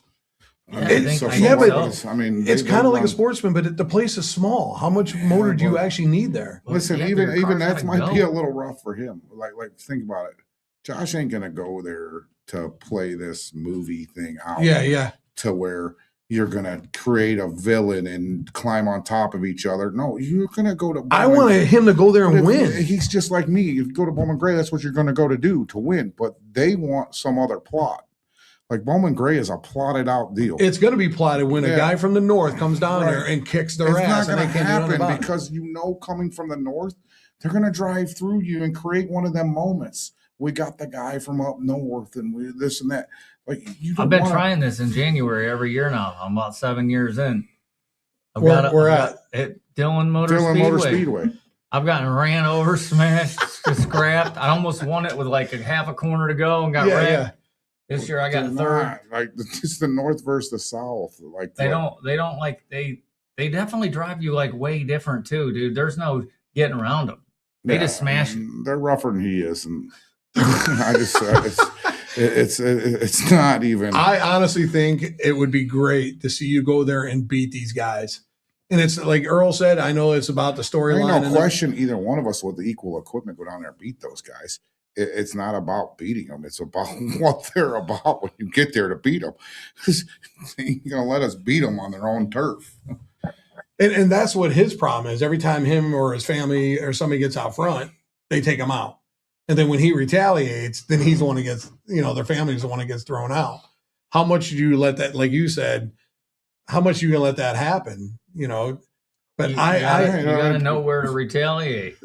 Yeah. You gotta pick your. He did. He tried jumping through a guy's windshield. Yeah, that ain't gonna work. You gotta. We tried Michael Simcoe with him. Yeah. I mean, you wait till the next week, and then you do it when you're in the middle of the race, and it's a different story. Now, now the guy knows, man, this dude's gonna scrap me if I keep messing with him. If I get out and smash his window, I'm not even allowed to race the next week. Yeah. I'm not looking to do that, but the next week we race together, I'll equal it back out.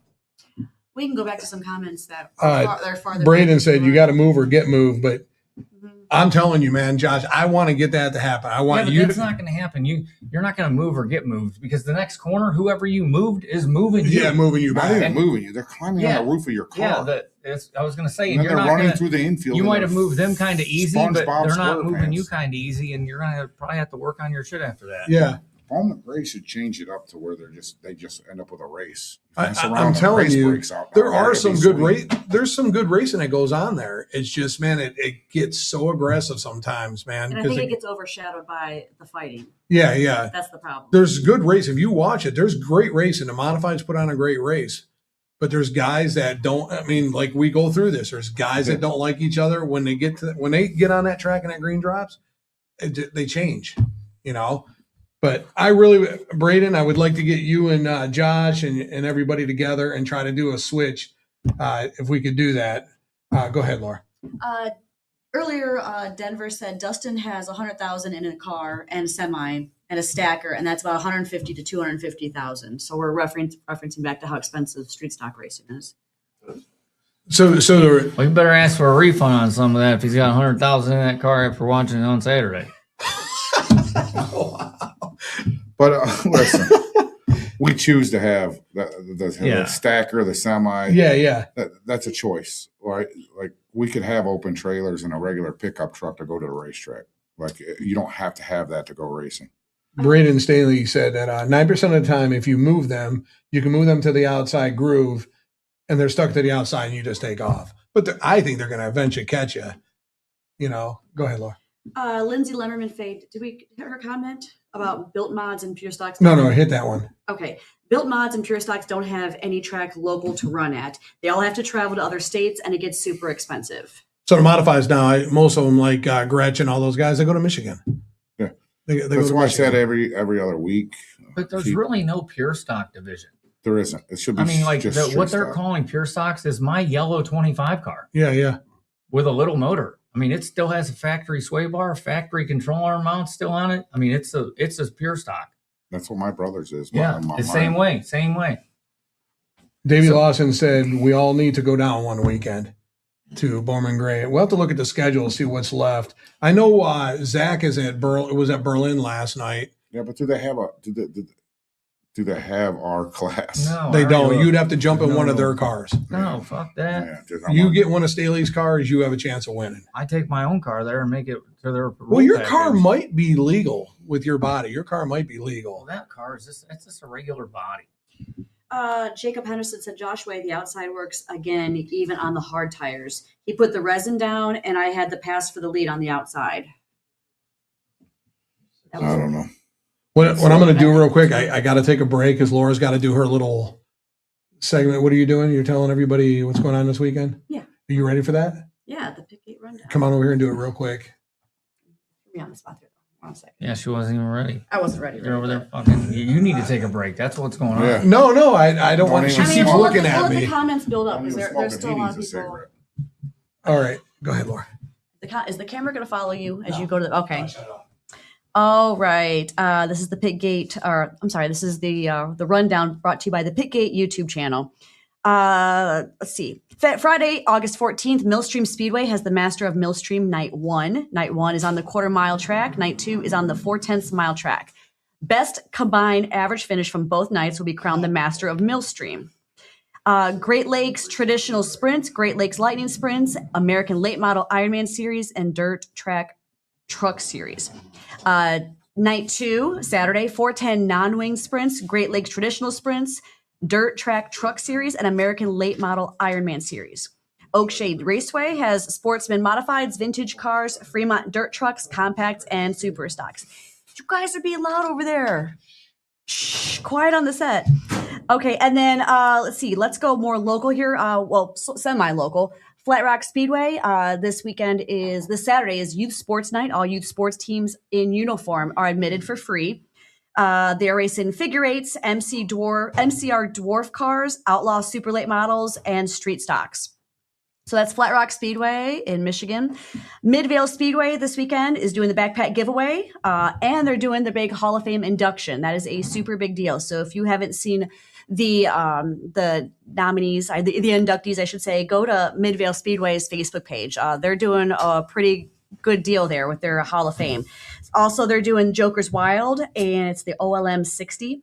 Let's see, racing starts at 5 o'clock. So 5 o'clock on this Saturday, Midvale Speedway. And then we have Paynesville Speedway this weekend, the Zach Roncola Memorial. They're running street stocks, compacts, Ironman figure eight, old school figure eight, juice box, Great Lakes Truck Tour. They're making their return to Paynesville. And they're doing parking lot drags and the burnout competition. So they're doing a 47-lap enduro. The winner takes $470 and a 47-lap compact feature. So that'll be this weekend at Paynesville Speedway. And that is your racing rundown, brought to you by Kyle Carlson and the Pitgate YouTube channel. Peace. And Kyle does a great job. If he wasn't at Lorraine Saturday night, he went to Flat Rock because of the super modifieds. I know, I was looking for the video. Yeah, Kyle, you let everybody down, man. Every street stock driver thought you were at Lorraine Saturday, and you went to Flat Rock. But you got great video. The videos were pretty good. Go back to some of your comments. Bill Harkin says, Josh builds cars. What is his honest opinion Josh has on how to put this division together and make this division work? I want to hear it from both of you guys on what you guys feel about that. I don't really have an answer.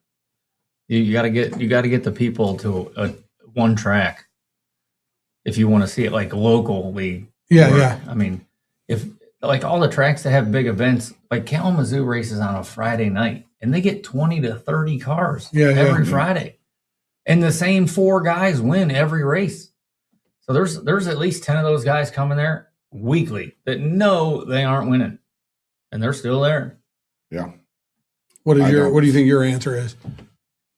Local, I think that all aspects of racing. So when I started racing and when we were younger, he raced on Saturday night, and then it's where are we going? Whose house are we going to watch the NASCAR race, right? Yeah. So the NASCAR race drove us for our racing weekly. Can't tell you the last time I sat down and watched a NASCAR race because it starts there to trickle down to your grassroots. When all these kids come up in racing and the talent is away now and it's all about money, that's where it goes away. These kids can go in their basement, pay $15, get on iRacing and sit there and race all night and then go have an ice cream and kill people on their PlayStation. And instead of being in a garage working on their car and then Sunday watching a NASCAR race, because none of those guys in NASCAR now, I don't believe, there's very few and far in between that actually ever built a car or even knows how those cars work. But you're right. I talked about this the other night. NASCAR back in the days, it fueled weekly racing. It really helped weekly racing. Yes. And Dale those Earnhardt guys would watch it and want to build a car and come race with us and have a great time. Dale Earnhardt or those guys who run around with open face helmets with a Marlboro red hanging out of their mouth. I mean, it just inspired our generation to get out there, build a race car, and go and do it. And if you think about it, back then, how many cars did you see were painted like Dale Earnhardt or Jeff Gordon? There were every weekly racetrack had a car like that was painted like that. And as much as, you hear the hype of NASCAR and how good it's doing, it's really not. If you look at the ratings ain't like and I don't want to get on a NASCAR kick because I don't want to give them. No, I'm just saying it starts at the top and moves its way down. Like, as NASCAR tracks close, Yeah. so are your local tracks Yeah. closing. It ain't just NASCAR tracks. It ain't just locals. It's racing in general. That's where we're at with it. Like we said, there's no cars laying around to build them for these kids. But you know what the thing is, and I know you guys are going to say I'm full of shit, but you guys are better than 80% of the NASCAR drivers. But listen, if the kids don't get involved, dude, how you think we're gonna keep racing at the same? I mean, I literally don't even want to race anymore. I promise you. I swear to God on everything. I race locally just to give these guys a challenge. Yeah. I would rather just go race at these big other races and know that I can just go there. Like when you pull in there, they're like, "Oh man, thanks for coming!" Like, and that just makes you like, "Sweet, these guys like appreciated us even to drive here." But like trying to get the kids involved, like I'm super hard on Joshua, probably harder than anybody that's in racing with their kids. Period. Like and to get them to like learn the stuff it's hard. So then they're like they don't want to put in that kind of work. They don't want to learn how to take and cut this piece of aluminum for 30 minutes to make it fit. They don't have the time for that. They don't want to do it. Yeah. Because they're so used to everything being right away. The technology has done it.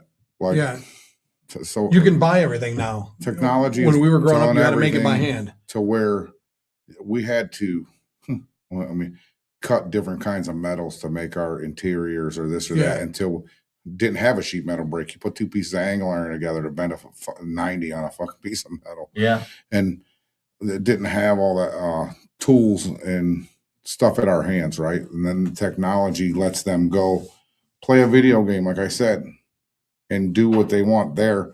And then, like, even iRacing, Kevin, I think his account number is 002 or something. He was the second guy to start. Yeah, right. My brother is one. But if you take that and all the money that they spend on that and buy all these cars and all these tracks, they can race at those tracks right there at their desk, and they're spending $20,000 on rigs in their basement. And why they're not out in the garage know how to even use a pop rivet gun. I'm not a fan of those racing things, dude. I bought one. I paid like $15,000 for it. Did you really? Sucked. Yeah. But I want going back to the NASCAR thing though. Talking about that, how many guys we know in NASCAR that shouldn't be in there? They shouldn't be in there. You guys that race the Ohio Wheelman or your street stocks or whatever are more deserving, more talented. And these guys get on these. I would never want that though. Like myself, I would never. If they came to me tomorrow and said you could race NASCAR, we want you to race NASCAR, I would not race that. I wouldn't want to be in like the public like that. I want to live a comfortable life and race the things that I enjoy racing. And I was never looking. Yes. Even when I raced the late models, messing around, I never wanted to excel it way up there. I just wanted to race and do what I enjoyed doing. I didn't want to ever go to that. But look at like the young kids right now. Keelan Harvick. How old is that kid? Yeah, 12. That's not 12 years old. Is he? Do you know he gets schooled on the road? Like he goes in and races, and then he has to put all these sim hours in, and that's part of his job as that race car driver. Sim hours, racing, debriefing every race, watching video of where he made mistakes, and that's what they're doing with the kids now. And it's not every kid out there with talent that has that opportunity because they don't have the money to be Kevin Harvick's son to go race and buy Rackley War. But that was my point, though. How many guys we watch in NASCAR today that you see them on sim or iRacing? I go on TikTok sometimes and I see these NASCAR drivers racing a bunch of people. Well, and I could tell you one person you can ask, Albert Francis. I don't know if you ever did an interview with him, but he'll tell you he's raced some of these tracks, and the sim racing that he does translates to the late models. It translates to the cup. Does it really? That stuff translates. I bet you if you ask Ty Majeski, some of his stuff translates to the race car. I mean, he's he's 003, right? Like Randy's 1, you're 2, he's 3. Like, what's that?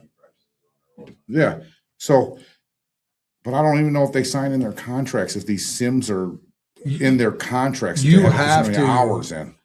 you have to do your sim. I think Thor Sports Tuesdays or something. Mhm. You have to do sim. When they tell you to do sim, you have to do it. So that being said, are you going to take your 5-year-old if you want him to go somewhere in racing? Are you going to put him in that sim to go here, or are you going to tell him to go out and build a street stock to get there? You're not going to get there from a street stock. Yeah, So yeah. that's what's killed your local racing.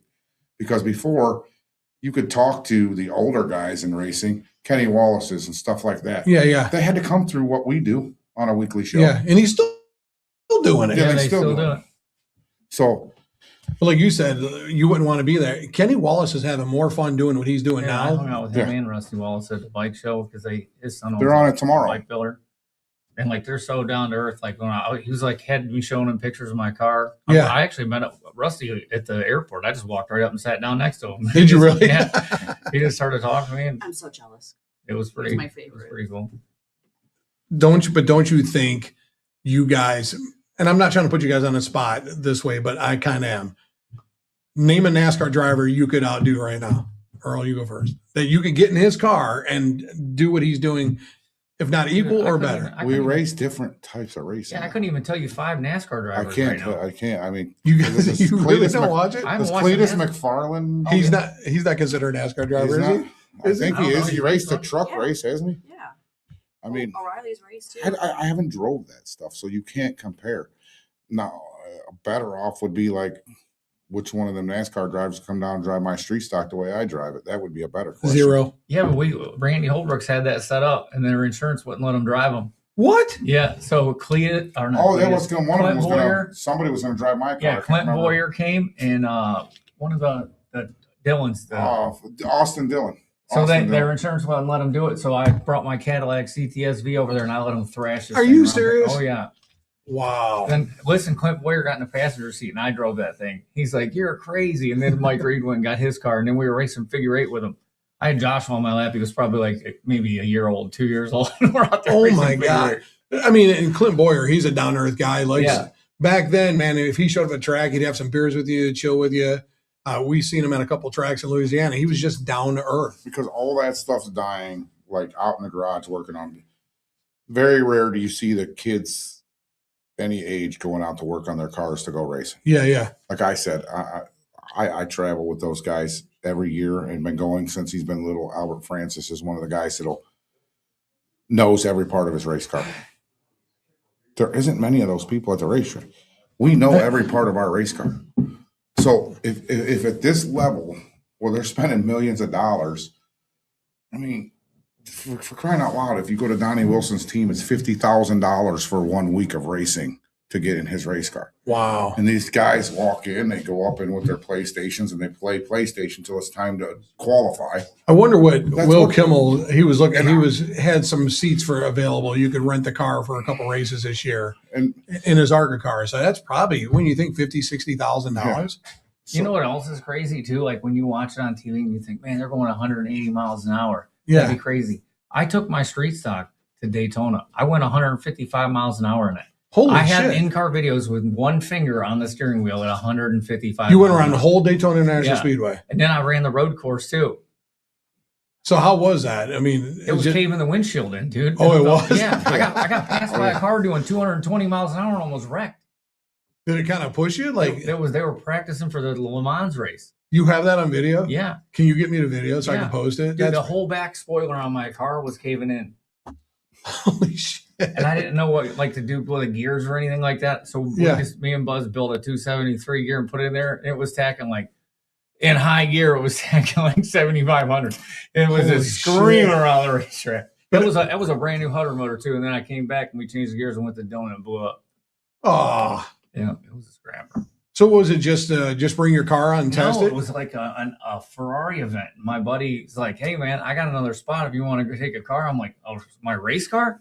He's like, "Yeah." He's like, "You can just load it up on this tractor and it'll take it out there." So I paid like $3,000. It got loaded with his car, and when I got there, it was parked in the NASCAR garage. Holy shit, dude. How was it though? It was To be- crazy, dude. It was crazy. But like I'm saying, like you watch it and see him going 180 miles an hour Yeah. and think, man, it's crazy. I literally have videos of it going 180 miles an hour with one finger on the steering wheel. How did it In-car feel going to video. the corner? You just hold it to the floor. You never let off. You never lift? No. Just hold it to the floor the whole time. Holy shit, man. Joey, where did Scottman go?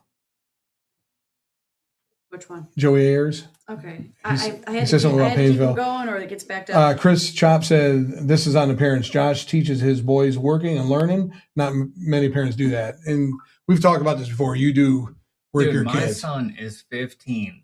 He worked full time at Mr. Muffler every single day all summer. I paid him $1,000 a week. He can do every single job start to finish. Holy shit. 100%. You can ask anybody that's walked in there. He can pull the car in, do every single part of it start to finish by himself. I gave him an option to work 4 days a week because I told him when summer came, he's got to work. If it's for me, for whoever, I don't care. And he had to work 4 days a week. My daughter had to work 2 days a week, and my little boy had to work 1 day a week. And they all did it all summer long. But like Joshua is insane. It's like if you came there and seen it, you'd be That's like, I awesome. cannot believe he can do that. That's like, you don't see kids doing that no more. No, We all like, know and that's it. what I'm saying. And it took a lot to do it, to get him to get to that. But I wanted him to be able to do it because once you learn how to bend that stuff, that'll all transfer into building that race car. Like building that, bending all that tubing and stuff, it'll all pan out for him. Andy McCall said, Josh, isn't that when you guys passed you? When that, can I read Yeah, it? you Josh, read it. isn't that when that guy passed you and your ass puckered up? Oh, it was crazy. And then I almost spun out too, because like when you come off the banking Oh, dude, there, could you imagine crashing Daytona? I came off the banking and it was like such a transition. It sheared the brake line right off the caliper. Did it really? Yeah. Holy fuck. So you didn't have no brakes? I had to put a caliper on it. I didn't have a car there or nothing, dude. Listen, I took an electric or gas scooter and stuck it in an airplane.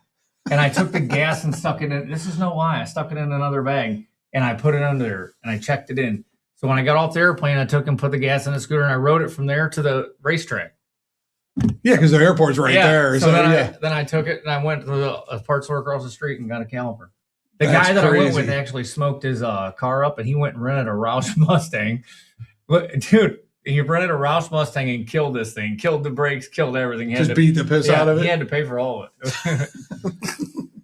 Well, would you like to go around Daytona in your car? It was crazy, dude. I don't. I didn't would think it was going to go that with fast. the right gear and everything. I wouldn't mind going, but I mean, geez, man, you know how much bracing you got to do? Like he said, I'm not going to watch my windshield fold in. I had braces on and everything. Fold Fold in, still And that's- folding, He yeah. had a steel roof at that Yeah. time too. Yeah. But I got fiberglass roof Oh, and yeah, our shit fold would that blow one in. apart Now now. I fucking blow down the straightaway. What what NASCAR track would you like to take your car in? Like if you could take your car to any track in NASCAR, which one would you do? Martinsville. What about you? Dude, Bristol was crazy. I'd love I've to never do that been again. on Bristol, but I would like to try Bristol, but that would be fun. But But they say Martinsville, Bristol's so hard to see. Is It's it? because we paint our windshields down so far. So Oh, listen, I ripped all that off when I got there actually because I didn't know. Like you could only see 2 cars in front of you. Okay. Like literally the other cars were gone because you're looking at the top of your window. So when you go there, like Jeremy Wiggins they ripped a window out and bought a window from somebody because he couldn't see where he was going. Oh shit. Yeah, so it's that's why it's hard to see. But and then you got to sit low as can be in the car. Well, I was big at the time and I couldn't. I was already sitting high in there. Yeah. But it's sweet. Last time we went there, we were fast and we were getting to the front and then some shit broke. Jason Crancy said, "Did you use aluminum calipers?" No, he saved those for Painesville. I got them back on there. We're gonna put them on for this week. What a shit starter, man. Any more comments? Yeah, I got a bunch. Oh, go ahead. Joe Ayers Jr. said, hands down, there is no better side-by-side asphalt racing in Ohio than Lorraine Raceway Park. These two proved this theory last Saturday. I mean, it's true. I mean, it's the rain to me is I the didn't track. think the surface was gonna still be that good because when I went there when they did those videos, dude, there was grass everywhere. They had to In the track? Yeah, they had to weed whack the whole track. Wow. there's grass in the cracks now. When I went there, I was like, holy cow. Let's see. Chris Genevieve said, I would like to see these two back at Painesville. They are a couple of the best for sure. Painesville needs more cars. It's no fun coming there with 6, 7 cars. No. Blake said there's not enough kids with the right opportunity to be able to do the level of racing today and make it grow that much more. You know, with our generation, we had guys before then from the 70s and the 80s, which we all followed their lead.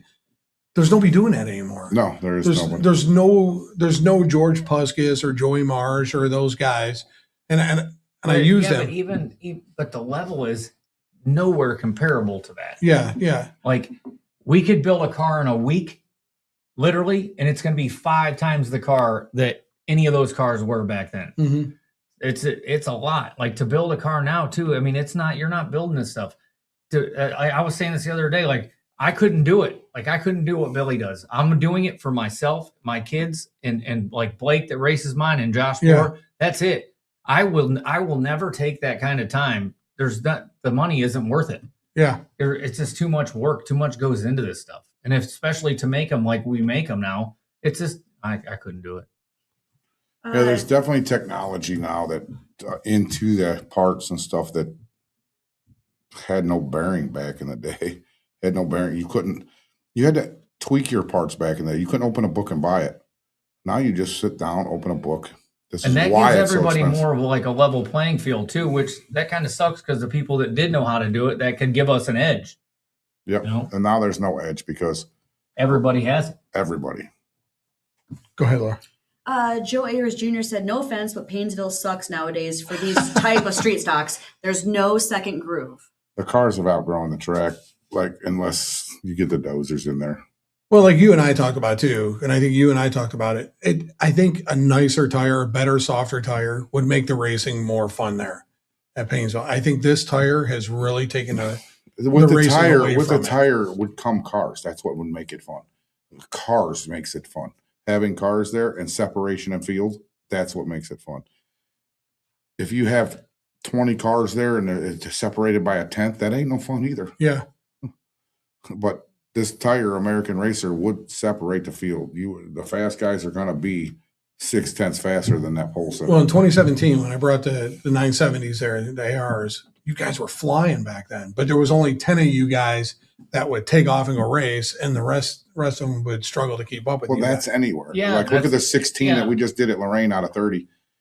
That's anywhere you go. Your fast guys are going to be fast no matter what. Yeah. The guys that want to win are going to be fast. They're going to do their homework there, and it's done in the shop. So when someone says, well, this car shows up and that car shows up and whatever rules, and those are the guys that want to win when there's nobody there. Like, I don't want to win when there's nobody there. It's boring. Like he said, 6-7 cars down there.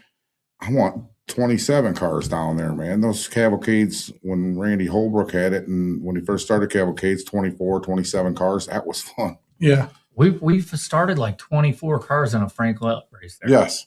The first one we did in 17, didn't we have more than that? No, we've ran a bunch of them races. Yeah. We used to do a memorial. I don't know what it was called at the beginning. It was Shoot Roar Out by the Shore, yeah. Roar by the Shore or something like. It was 18 started with you guys? The most I ever thought that I think I counted was 27 in one of the races, and it wasn't one of them. It was a cavalcade. But yeah, I think there was 24 that started the Frank Lett races, and that was insane. Well, there was 150 laps. They weren't 100. They weren't 50. They weren't 75. They were 150. And it didn't matter. It was hot as some bitch. Yeah. To race 150, and then you get a break, and then you go back out. And we were both fortunate enough to win quite a few of them. And I'll tell you what, it's when you get out in front of a race at Paynesville, it's just as hard to keep the lead as it is to get to the lead, because it's just anything can happen. You come up on lap traffic, they can dictate where you go. Kyle Bates said, slower cars make the race worth watching. It shows who the drivers are, and it kind of makes the show worth watching you guys get through that whole field. Oh yeah, for sure. That's what we said. You got to have those. You got to have those cars start up there, and sometimes those cars might win the race. Yes. Well, the fast car isn't going to get there every single time. Yeah. No. Somebody could get a flat, take a guy out, and a guy could spin out and take another guy out, and you never know. Right. I mean, then before you know it, or like Lorraine, we were stacked up for 15 laps right there, just shuffling around. Yeah, it wasn't like a dominant drop the green and we went to the front. So in that last caution, what was going through your head? I mean, last caution, we had what was it you said? It was 3 laps? We had a lot of green flag laps. Yeah, that no, last caution was like 15. We ran it all the way. Yeah, we ran it all the way. It was a lot of. Did you have a caution with like 3 to go? No. Oh, you didn't? No. No, I would have never won. It took me 2 laps to get that fucking thing going. Did it? Yeah. I knew it was over. If it was a caution at the end, I knew it was over. I'm like, I'm going to have to fucking goddamn drive the wheels off this thing. I'm gonna have to push Earl over to the corner.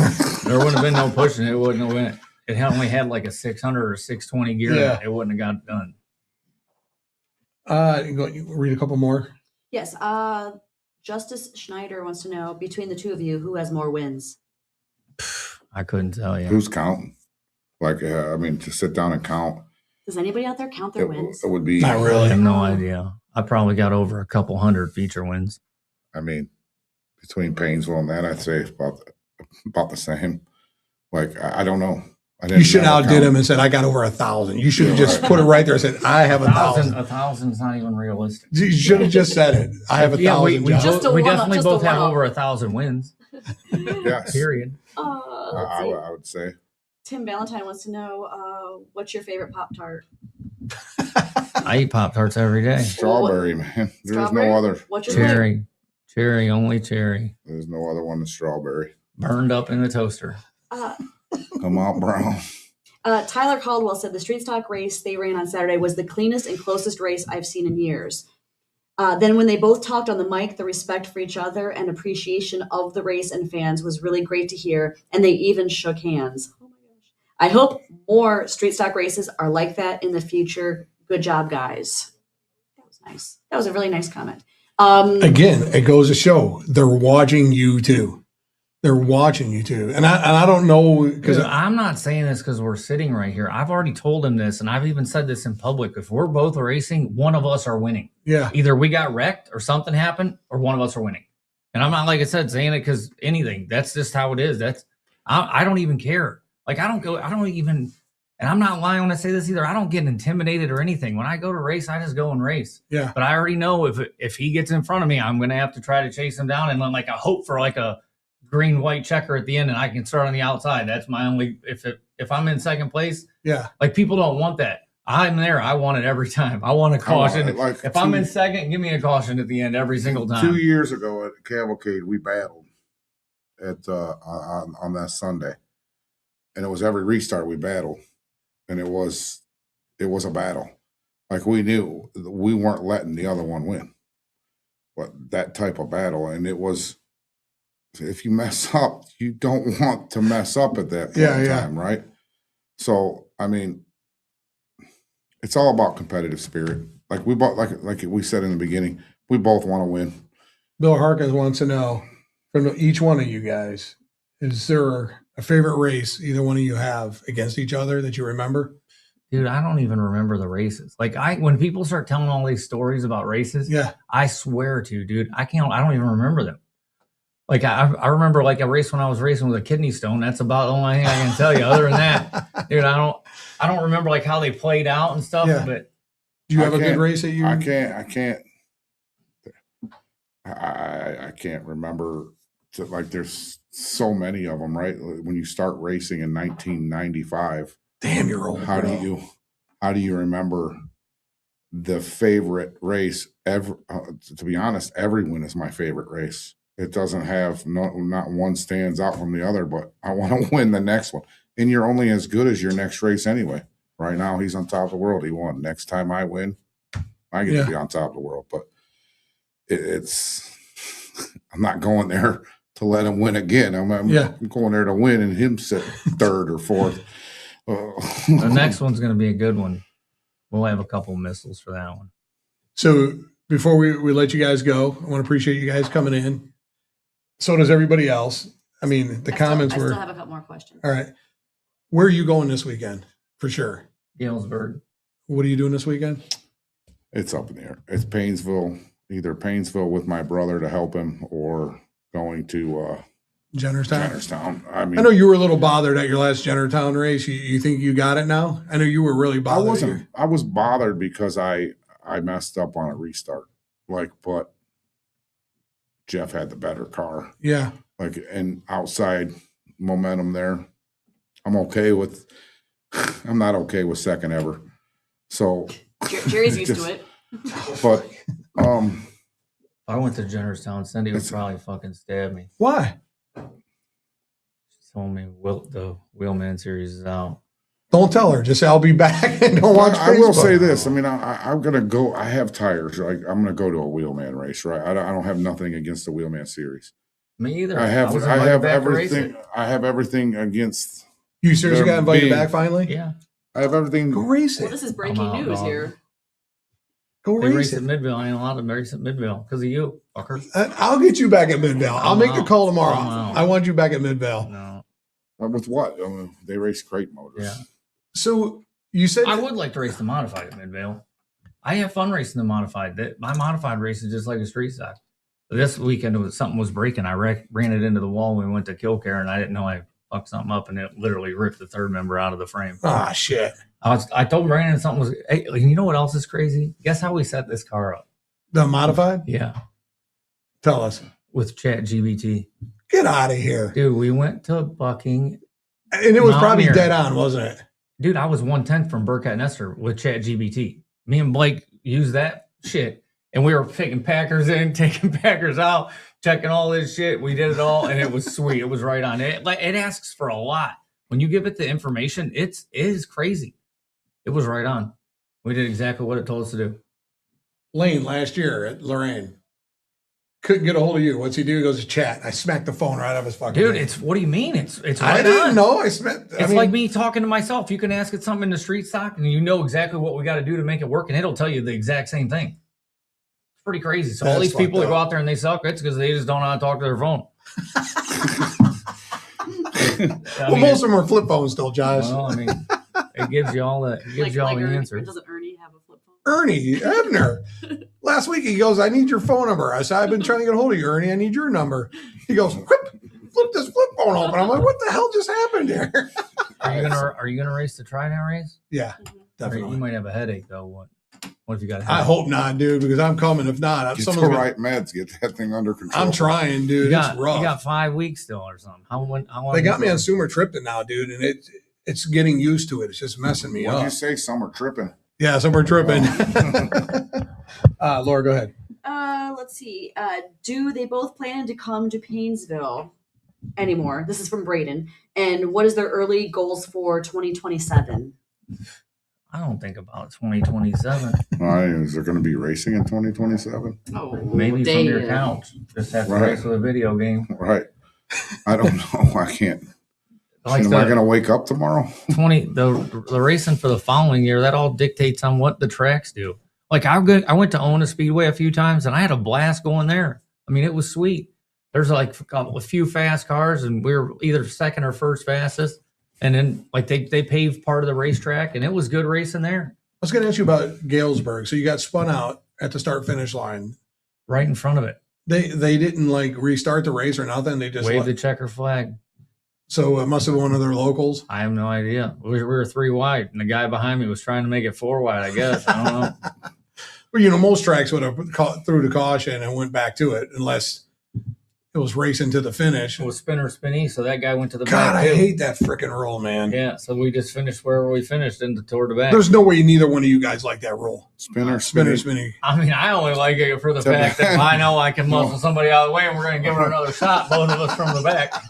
Right. Like it depends on what end of it you're on. Earl's Yeah. in first, I'm in second, Poor's in third. I'm going to spin Earl out. And then Poor gets the win. Yeah, and then we're both going to try it again. Yeah.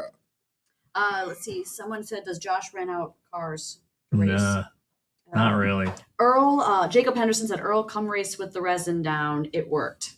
I'm not, I don't even have a set of Painesville tires, man. I sold them last time I raced there. I mean, resin or not, pole sitter wins the rest of the year. Bill, you said with Kenny, what did you tell me? I don't remember. Because he said that, didn't Kenny Phillips use, he said something like ChatGPT, I think is what I think he did. I think Kenny Yeah. Phillips and him said they tried it. And It works, dude. I'm telling And you. it worked. Like the way you can tell that it works. Like I drove the car and it did work. But like when we know the answer to something and you ask it the question and it tells you the exact answer that you're thinking in your head, that's when you know that it's pretty spot on. I don't even know how to use that stuff. I didn't either. My kids put it on my phone. So freaking like guys like Rich What do you Lucius do? and all these guys, are they using ChatGPT at the racetrack? I don't know. Pretty sure. Well, what's the difference if they're on apps and using data software and all that? Yeah, It's yeah. the same thing. It's It's true. just a more It's true. expensive version of it. If he'd ever come on our show, we'd ask him. But Listen, I mean, This is directed to you. Joey Ayers said, Josh, please put your pride aside and come race the Wheelman race. You already know what it takes to win there. So just take the steps. It has nothing to do with pride. I haven't raced the Wheelman Series this year, half of last year, and I didn't race it for one whole year. And I'll guarantee I still have the top 3 wins in that whole series. But you don't want to go to Jennerstown this weekend. There's no cars. How many cars do you guys think are having? I'm going to race this weekend against 30 cars, knowing that I'm probably a 10th place car. I want to go beat someone that's better than me. I don't want to go there and race with the same 7 guys that I've already raced with for 10 years. I want to go beat these guys at their own track. Then it's going to feel like you accomplished something. That's fine. I mean, if you can afford to do that, that's what I would do. But I mean, affording to go to Galesburg or there, like right now, I'm geared up with the same tires as Wheelman, right? Like I don't want to stack Hoosiers up, American Racers up, American Racers, and another slick. Dude, I'm not even taking the car on the trailer. I don't want to stack that stuff up. I just want to go race. How long does it take you to get to Galesburg? Like 4 hours. How long does it take you to Jennerstown? 5 hours. 4. Holy shit. 3 hours and 45 minutes down the turnpike. But I had another reason too. Like I thought that track on its own, like I thought it was like a boring race. I was racing when me and momentum track. last time I raced there was when my pink car was brand new. Yeah. And I think Billy won. I was chasing Billy down at the very, very end of it, but like it was boring. I don't know. We'd have to have a lot of cars to race there to have a good time, I think. Yeah, I think the first one we had 19 or something, and it wasn't bad. But the second one, when it rained out and we got the dash race in, we only had like 12. And I think that it's dwindling because like the Wheelman Series had in 2022 had 20 plus cars every time they raced. And we went to different tracks. Like if we want to race locally at Jennerstown, go to locally. You can actually go down there and race on a weekly show with our cars. So what you're saying is like Painesville needs a Wheelman race. Lorraine needs a Wheelman race. Yeah, why wouldn't Painesville do that? Even if there's 7 or 8 cars that come with a Wheelman race to mix in with your 6, now you're putting 13 to 15 cars in front of 100 people that are watching. Has Wheelman raced Painesville at all or no? No. Yeah.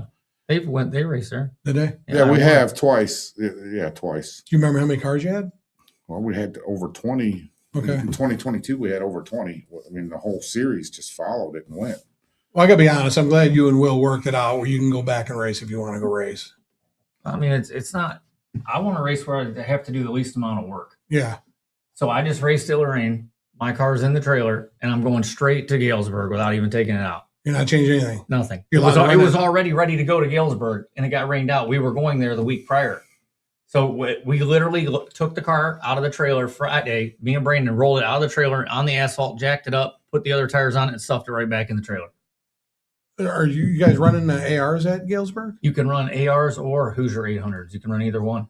The same. It's the same. D800 is like a 970 as well. So okay. Yeah. But, like you get your choice. They have both when you get there. I put Hoosier 800s on it. I think Michigan Kalamazoo is all 800s. Rick Dragon wants to know if either one of you guys ever thought about racing dirt.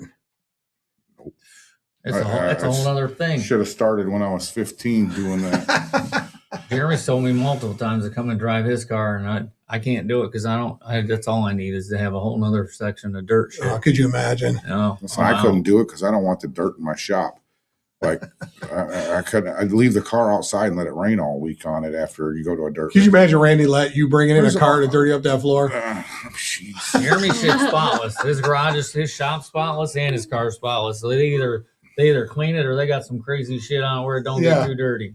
I mean, you go. I was working in Columbus and Toledo area, and I come back from North Baltimore and come through there. You go by Fremont, and it was a Friday night, and I stopped. I went live for a few minutes. I was at Fremont. I'd never been there. I always drive by it to Toledo, see Fremont Speedway. Never went in. I went in this time, and I watched. Well, it ain't no fun to watch. The hell I want to watch a dust ring run around, leave there fucking dirty. And the only time you see the cars when the fucking checker flag, like how you going to watch anybody? You can't see nothing. Now on TV, when you watch it on TV, the cameras are set up in the middle and they're following the cars. You don't see it from the stands. Well, the ring of dust is covering everybody sitting in the stands. And you got dirt on you for days. I'm sitting there, I can't breathe for a week because I got dirt stuck in my nose. Yep. Did you see that dude that owns Mansfield? Did you see what he said about the inside track? No, He's going to bring some cars there and do some asphalt racing on the inside track. he can thank me for that. Whenever he's ready, he can call me and thank me. Yeah. The No, track was Matt still Tiff. good. It was still good. Last time I seen it, which was 2 years ago. That's when we- still probably the size of Lorraine inside. yeah, absolutely. Yeah, I don't care. I'd go run there. Mansfield, I never got to run it. Joe Ayers said, "Okay, but I'll bet you'll lose this weekend if you wait." What is he saying? He's saying that to Josh. If you came if you came to Jennerstown, you would lose. You're not going to say that to get me to go to Jennerstown. My brain doesn't work that way. And then he said, right after that, he said Scott doesn't want to pay for the Wheelman series, so that's why they're not there. Well, that would Even though you get 3 times the amount of street stock car count. I don't understand. All you got to do is, all Painesville has to do is open up the wheelman rules anyway, and whatever other, just open up the wheelman rules from 2025, throw them on a good tire, and you don't have to worry about who goes to the wheelman race at that point in time. I'll bet you if You they don't just took need- the rules that we ran this weekend and he changed Yes. the tire, I'll bet you he would have 15 cars. Yes, and Will would probably lose 5 or 6, and it's nothing to slam on Will. It's just you want to pay the tolls and the fuel and the this and the that. On that same note, he would have to but go off a couple $100. He's going to have to get it up to But- $700 or something. Yeah, I'm not totally against Will. Will is the guy that thinks I'm against him, and he says to me all the time, "I'll have Earl at the Wheelman Series till he gets mad and he'll leave." That's not the case. But Lorraine just showed you don't need a Wheelman Series to put on a race at a local racetrack. Just the right set of rules, the right tires, and the right timing, and boom, you have a better show. Now, Will has done good for it I mean, over time, stuff, right? The new wears off. And always does. people go do other things. Well, if it would just stayed consistent from the beginning, like Right. that, instead of changing and changing and I changing. mean, he's given himself a couple black eyes, too.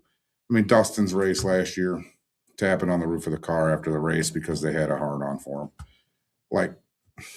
That was uncalled for. They should have never done that. The guy was What excited. happened? Sandusky Speedway, Matt Wilson taps on or Dustin Fox was happy, tapped on the roof of the car, and Will comes out and said, "We're not supposed to touch the car," and disqualified him. Oh, I didn't know that. Yeah, you were I mean, busy getting your car ready for your race. I mean, Okay. a rule is a rule is a rule. They told him not to, but come on, man. Sandusky Speedway's last race. Matt Wilson loves Sandusky Speedway, Yeah. and he wins it. I don't care who's in the field, whatever. And Dustin Fox hasn't won a race with his car, and he wins a race, and he tapping on the roof. Kind of the like out of car. excitement. Like, Out of Yeah. excitement. That's exactly what he And did. Will walks out and disqualifies him. And it altered all the points racing. It altered a lot of things. It put a black eye on him. Or walking out. Let me tell you, Dustin Fox's car goes there, goes to Lorraine, and Joe Corson pulls in tech, and they check frame height before, and then they're checking frame height after. And then he's yelling at people over frame height. Well, what are you checking it before and after for? Like, right? And then walking out on the racetrack with a frame height block. Like, come on, man. Next thing you know, we're going to have to go through turn 1 at 20 mile an hour so they can stuff a frame height block under there. At that point in time, we're running what we're allowed to run. yeah, Nobody's running an illegal shock. I mean, but case in blank, Dustin was walking around saying that a $150 shot cost him $3,000. oh, Right. For fuck's sake. So, and that's not the case. But we're all running Bilstein shocks, or I don't know what my competition run. I know what I have on my car. I know I'm legal to the rules. My frame height is set statically, not in dive. So we should be checking our frame height in static, right? We roll through tech before the race. We clear frame height. There's no way to lower that frame height other than shock out on the racetrack. Then mandate our shocks at that point in time, right? Because we're allowed to have what we're allowed to have. The frame height should never be checked after it's checked the first time. Correct. Done. After it's checked the But first they time, did say that too when we went through this Well, week. before- I said, well, your guy said they said we can check it at any time. That's what he said this Right. week. I I think said, no, that ain't how it works. I think just before the race, if you're going to check something, what fucking kind of point are you trying to make after the race? yeah, yeah. Like, why? That's just crazy. No kind of racing have I ever seen it. Chloe Mazzagatti said, "Earl on dirt makes me want to go to people's house and beat them up." Makes them want to go to hell. On iRacing, you guys go on iRacing. And one night I was trying to get my I rating up on. Yeah. And I'm racing in there. I go right from there. I host a room, and Chloe Mazzagatti, Albert Francis, so everybody's in there that races. And Yeah. I'm pissed because these little kids just fucking wrecked me and cost me 20 points of I rating instead of gaining 50 points of I rating. I've been in C class forever because little kids want to wreck me in a legend car. And fucking, I go on there. I said, I'm hosting this race, and if anybody fucking wrecks me, I'm coming to their house and beating their ass. Right when I said that, Chloe Mazzagatti hits record. Oh. So now she's got a clip going around iRacing, and she'll press the button on her computer and says, I'll come to your house and beat you up in this monkey voice. And it's so funny. It's just so funny that she. And I don't know if she was watching the beginning of the show. We did say congratulations on a great finish, 8th place. And Mark Lucius as her spotter. Did you watch that video clip she posted? I did not. I did not. She posted a clip of them at the track. That's too much talking for me, dude. And the whole time, Mark's Yeah. like, outside. You're clear. Go up. She did a good job for Toledo. Toledo's our hard racetrack, high-speed racetrack. You watched that clip, right? Yeah. The 13 was pinching her, right? Or is that just from our viewpoint? No, I mean, those cars, they race like crazy next to each other. They're And they'll so- never touch, dude. They'll be like laying right here, and you just got it. Yeah. Your that's how spotter's telling you pass. you're If good. The 13's here, and she's trying to pass that 13. Yeah, car. she went underneath him, and that dude looked but like he if was you pinching. come off the corner and I was there, unless you got a dynamite run at Toledo Speedway, Yeah. you have to leave it in their door and then into the corner, and then the spotter's going to have to clear them coming in. Or Chloe, did he pinch you, or is it just me looking at it the wrong way? But I'm telling you, in that video that we're talking about, he was right there, man, and she was running up on him. Yeah, You I know? mean, I was watching some of it because Albert was like, Albert had fell back to 6th, and she was in 8th, a little ways back from him. And I was watching some of it. She was trying hard to get him. I mean, Yeah. But I don't know if he pinched her. I mean, you have so much in a late model. That guy might have been turning to load his car, right, Yeah. to get that drive off, so she couldn't get him. Yeah. I mean, they're racing for position. Like he said, they're like right there, man. It's that close. Like when I ran a template car, they were all talking on the radio like that. And I'm like, dode, I can't do it. You just gotta let me. It does race. bother Yeah, you? Yeah. It didn't help you at all, though. Someone just saying outside. Dude, I unplug my thing in my ears when I'm racing. most until impressive the caution thing- comes out. One of the most impressive things with Chloe, I mean, she's early on, right? She's 15 years old. She's early into this. Is that flat rock time she laid down? I thought she had the track record, and then a little car after her went and broke it. She had the track record She's till that so last fast, car man. went, man. I mean, she had the track record, but she's learning, and she's grabbing seat time and lap time, and she couldn't have, Steve Needles works with her, our crew chief and stuff. Yeah. She could. I mean, he's such a good dude and smart. And I was trying to see what Joey Ayers Yeah, said. he said, no, rules were, referencing back to Sandusky, the rules were don't touch the car. Also, the teams were reminded before they went out on the track, do not touch the car. So, but they set the trophy. Then all the officials set everything on the car, but don't touch the car. I mean, come on. And then Kyle Carlson followed that up with they didn't even address the disqualification. Will could at least explain the issue for the DQ. I mean, touching the roof of a car. I mean, everybody does it out of excitement when your car wins. You know what I mean? Everybody. NASCAR drivers stand on the top of their damn cars, man. Ricky Bray climbs out the top of his sprint car on dirt. I mean, everybody goes to the top of their car when they're six. What did his son say? I'm not sure what we were talking about then. He said, actually, there's a couple of those of multiple different people. There's one of my dad. Joshua was said that. I'm not sure what we were talking about at that moment. Joe Ayers wants to know, do you guys want rules enforced or would you rather have a gray area? What's the gray area, though? I mean, is somebody We already have gray celebrating? areas We all have over the gray place. areas all over. We would rather have rules that are consistent, not rules made up as we go. Like different rules made up as you go. He's done a much better. I mean, this year he's done an awesome job. Everything's been smooth, but he also has 7 cars that come to his tracks, and he brings 2 of them. Kuykendall brings 2, and and like I say, it's no slam on one track or one series or nothing to the other, but open your eyes into what that you lost Matt Wilson and Dustin Fox to your series. Get him back. because of that. Get You him lost back. Josh Way because you threw him out from another race. And by the way, I was upset when they raced in Florida.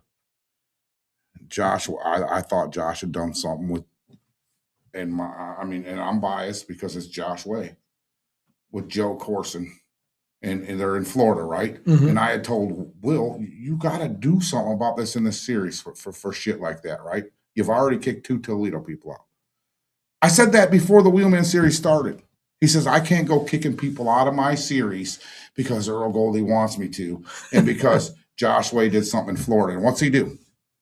He kicked somebody out of his series racing at a different racetrack and not a Wheelman series. He comes Dude. on there and said, we represent the Wheelman series when we're not racing When a I Wheelman got thrown series. out of there, I got thrown out 5 weeks after I raced a race. Yeah, and I thought it was unfair. So 5 if you weeks. want to go down to the unfair things on kicking people out of your series, now you lost Joe Corson, you lost Matt Wilson, you lost Josh Way, you lost Joshua Way and Blake Lawson, you lost 2 people that race out in Toledo, you lost your own brother Josh Poor. and Josh Poor. You have to find a way to keep those people if you want your series to win. And it's not about who's wrecking who at what time. Yes, it sucks when he gets mad and he wrecks us. It sucks when I get mad when I wreck somebody. But you still got to bring those people back. You can't kick them out for what they did in another track. I raced the Wheelman series. You know what that made me do? I took all my Wheelman series stickers off my car to race Lorraine because I didn't want to represent the Wheelman series. And if something happens at Lorraine, I get kicked out of the Wheelman series, right? Because I still want to race there. Dude, the best part is I got thrown out and me and Dennis put on the best race of the season. That was a pretty good race. I was That the was a leader really good and I race. took the outside and let Dennis take the inside. Which nobody could believe you went to the 3 outside. times in a row. And don't make it appear. I'm not saying Will's doing all these things wrong because I wouldn't want to run a series either. But don't make things appear the way they are and then make people have questions about this. They start questioning stuff.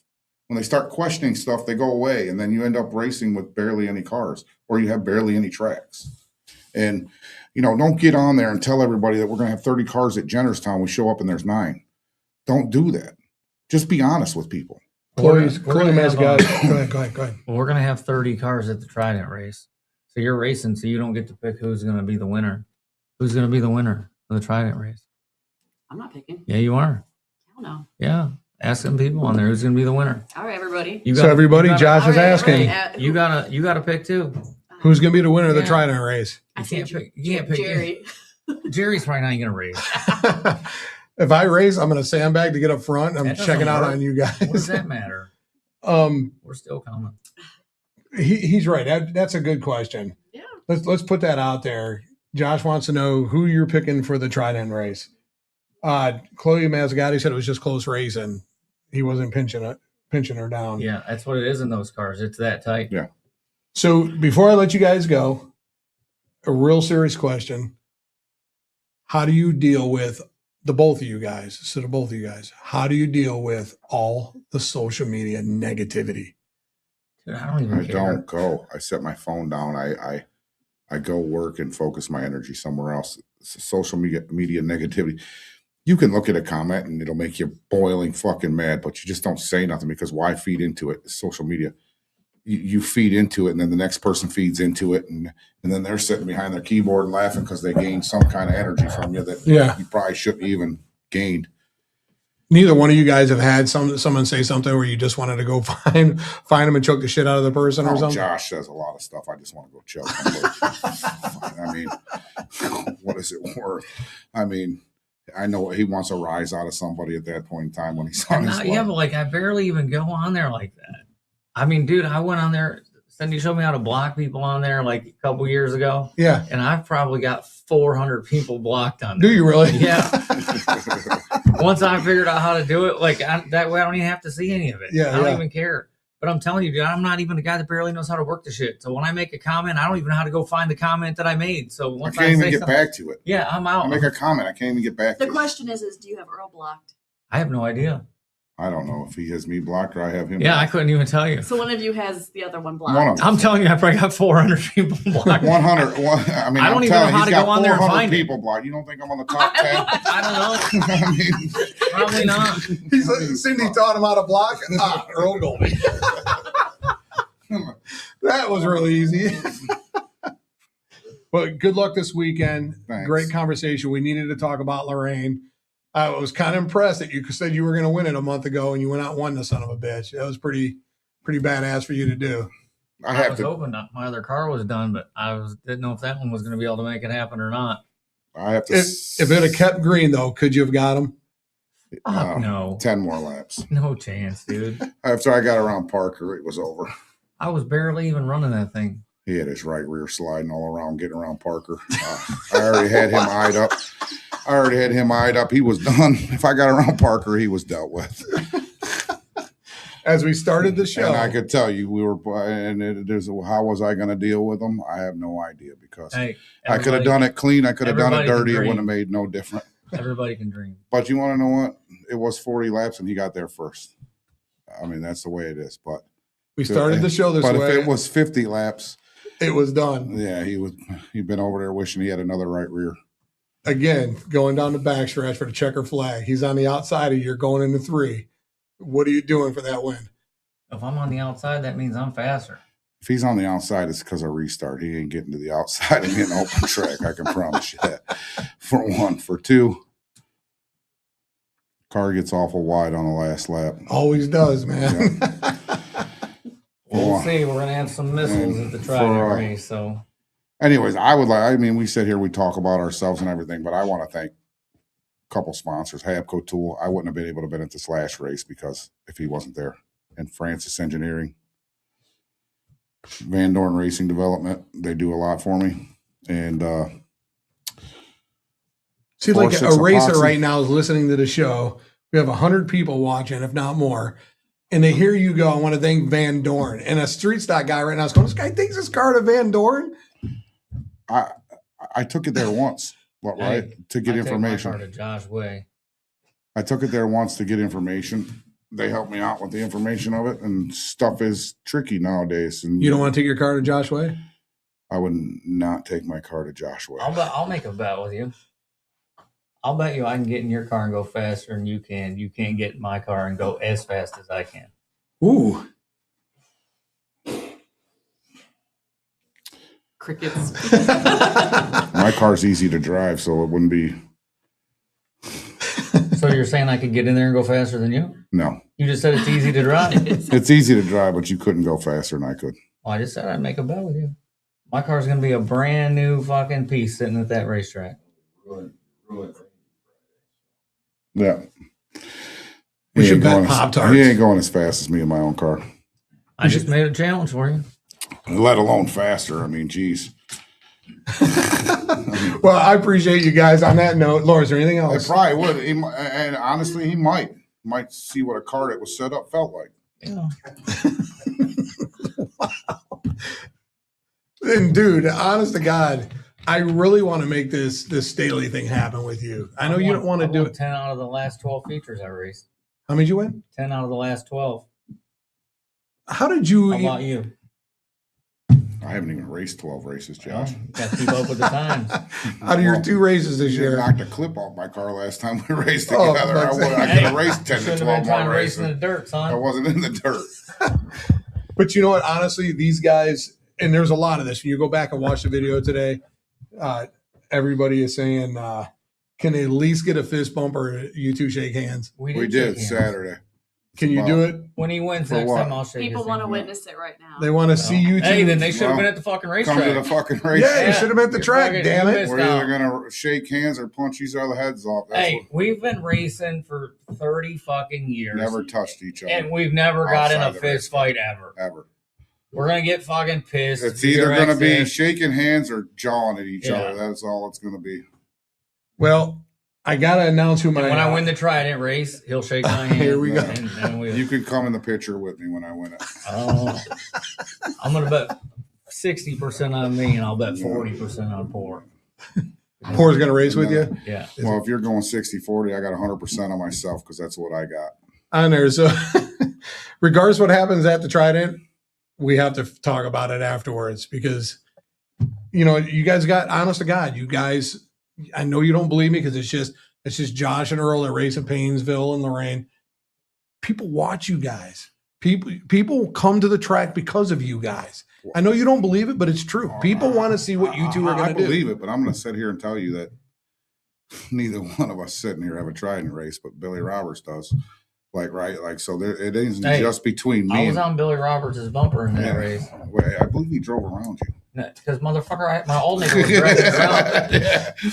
But, no, the starter was dragging the ground. But Chloe Mazzagatti wants to race a street stock in the Trident race. Go on, Josh Way will put you in one. I got one. 20 Josh, put her in a street stock for the Trident race. Cindy said neither are winning.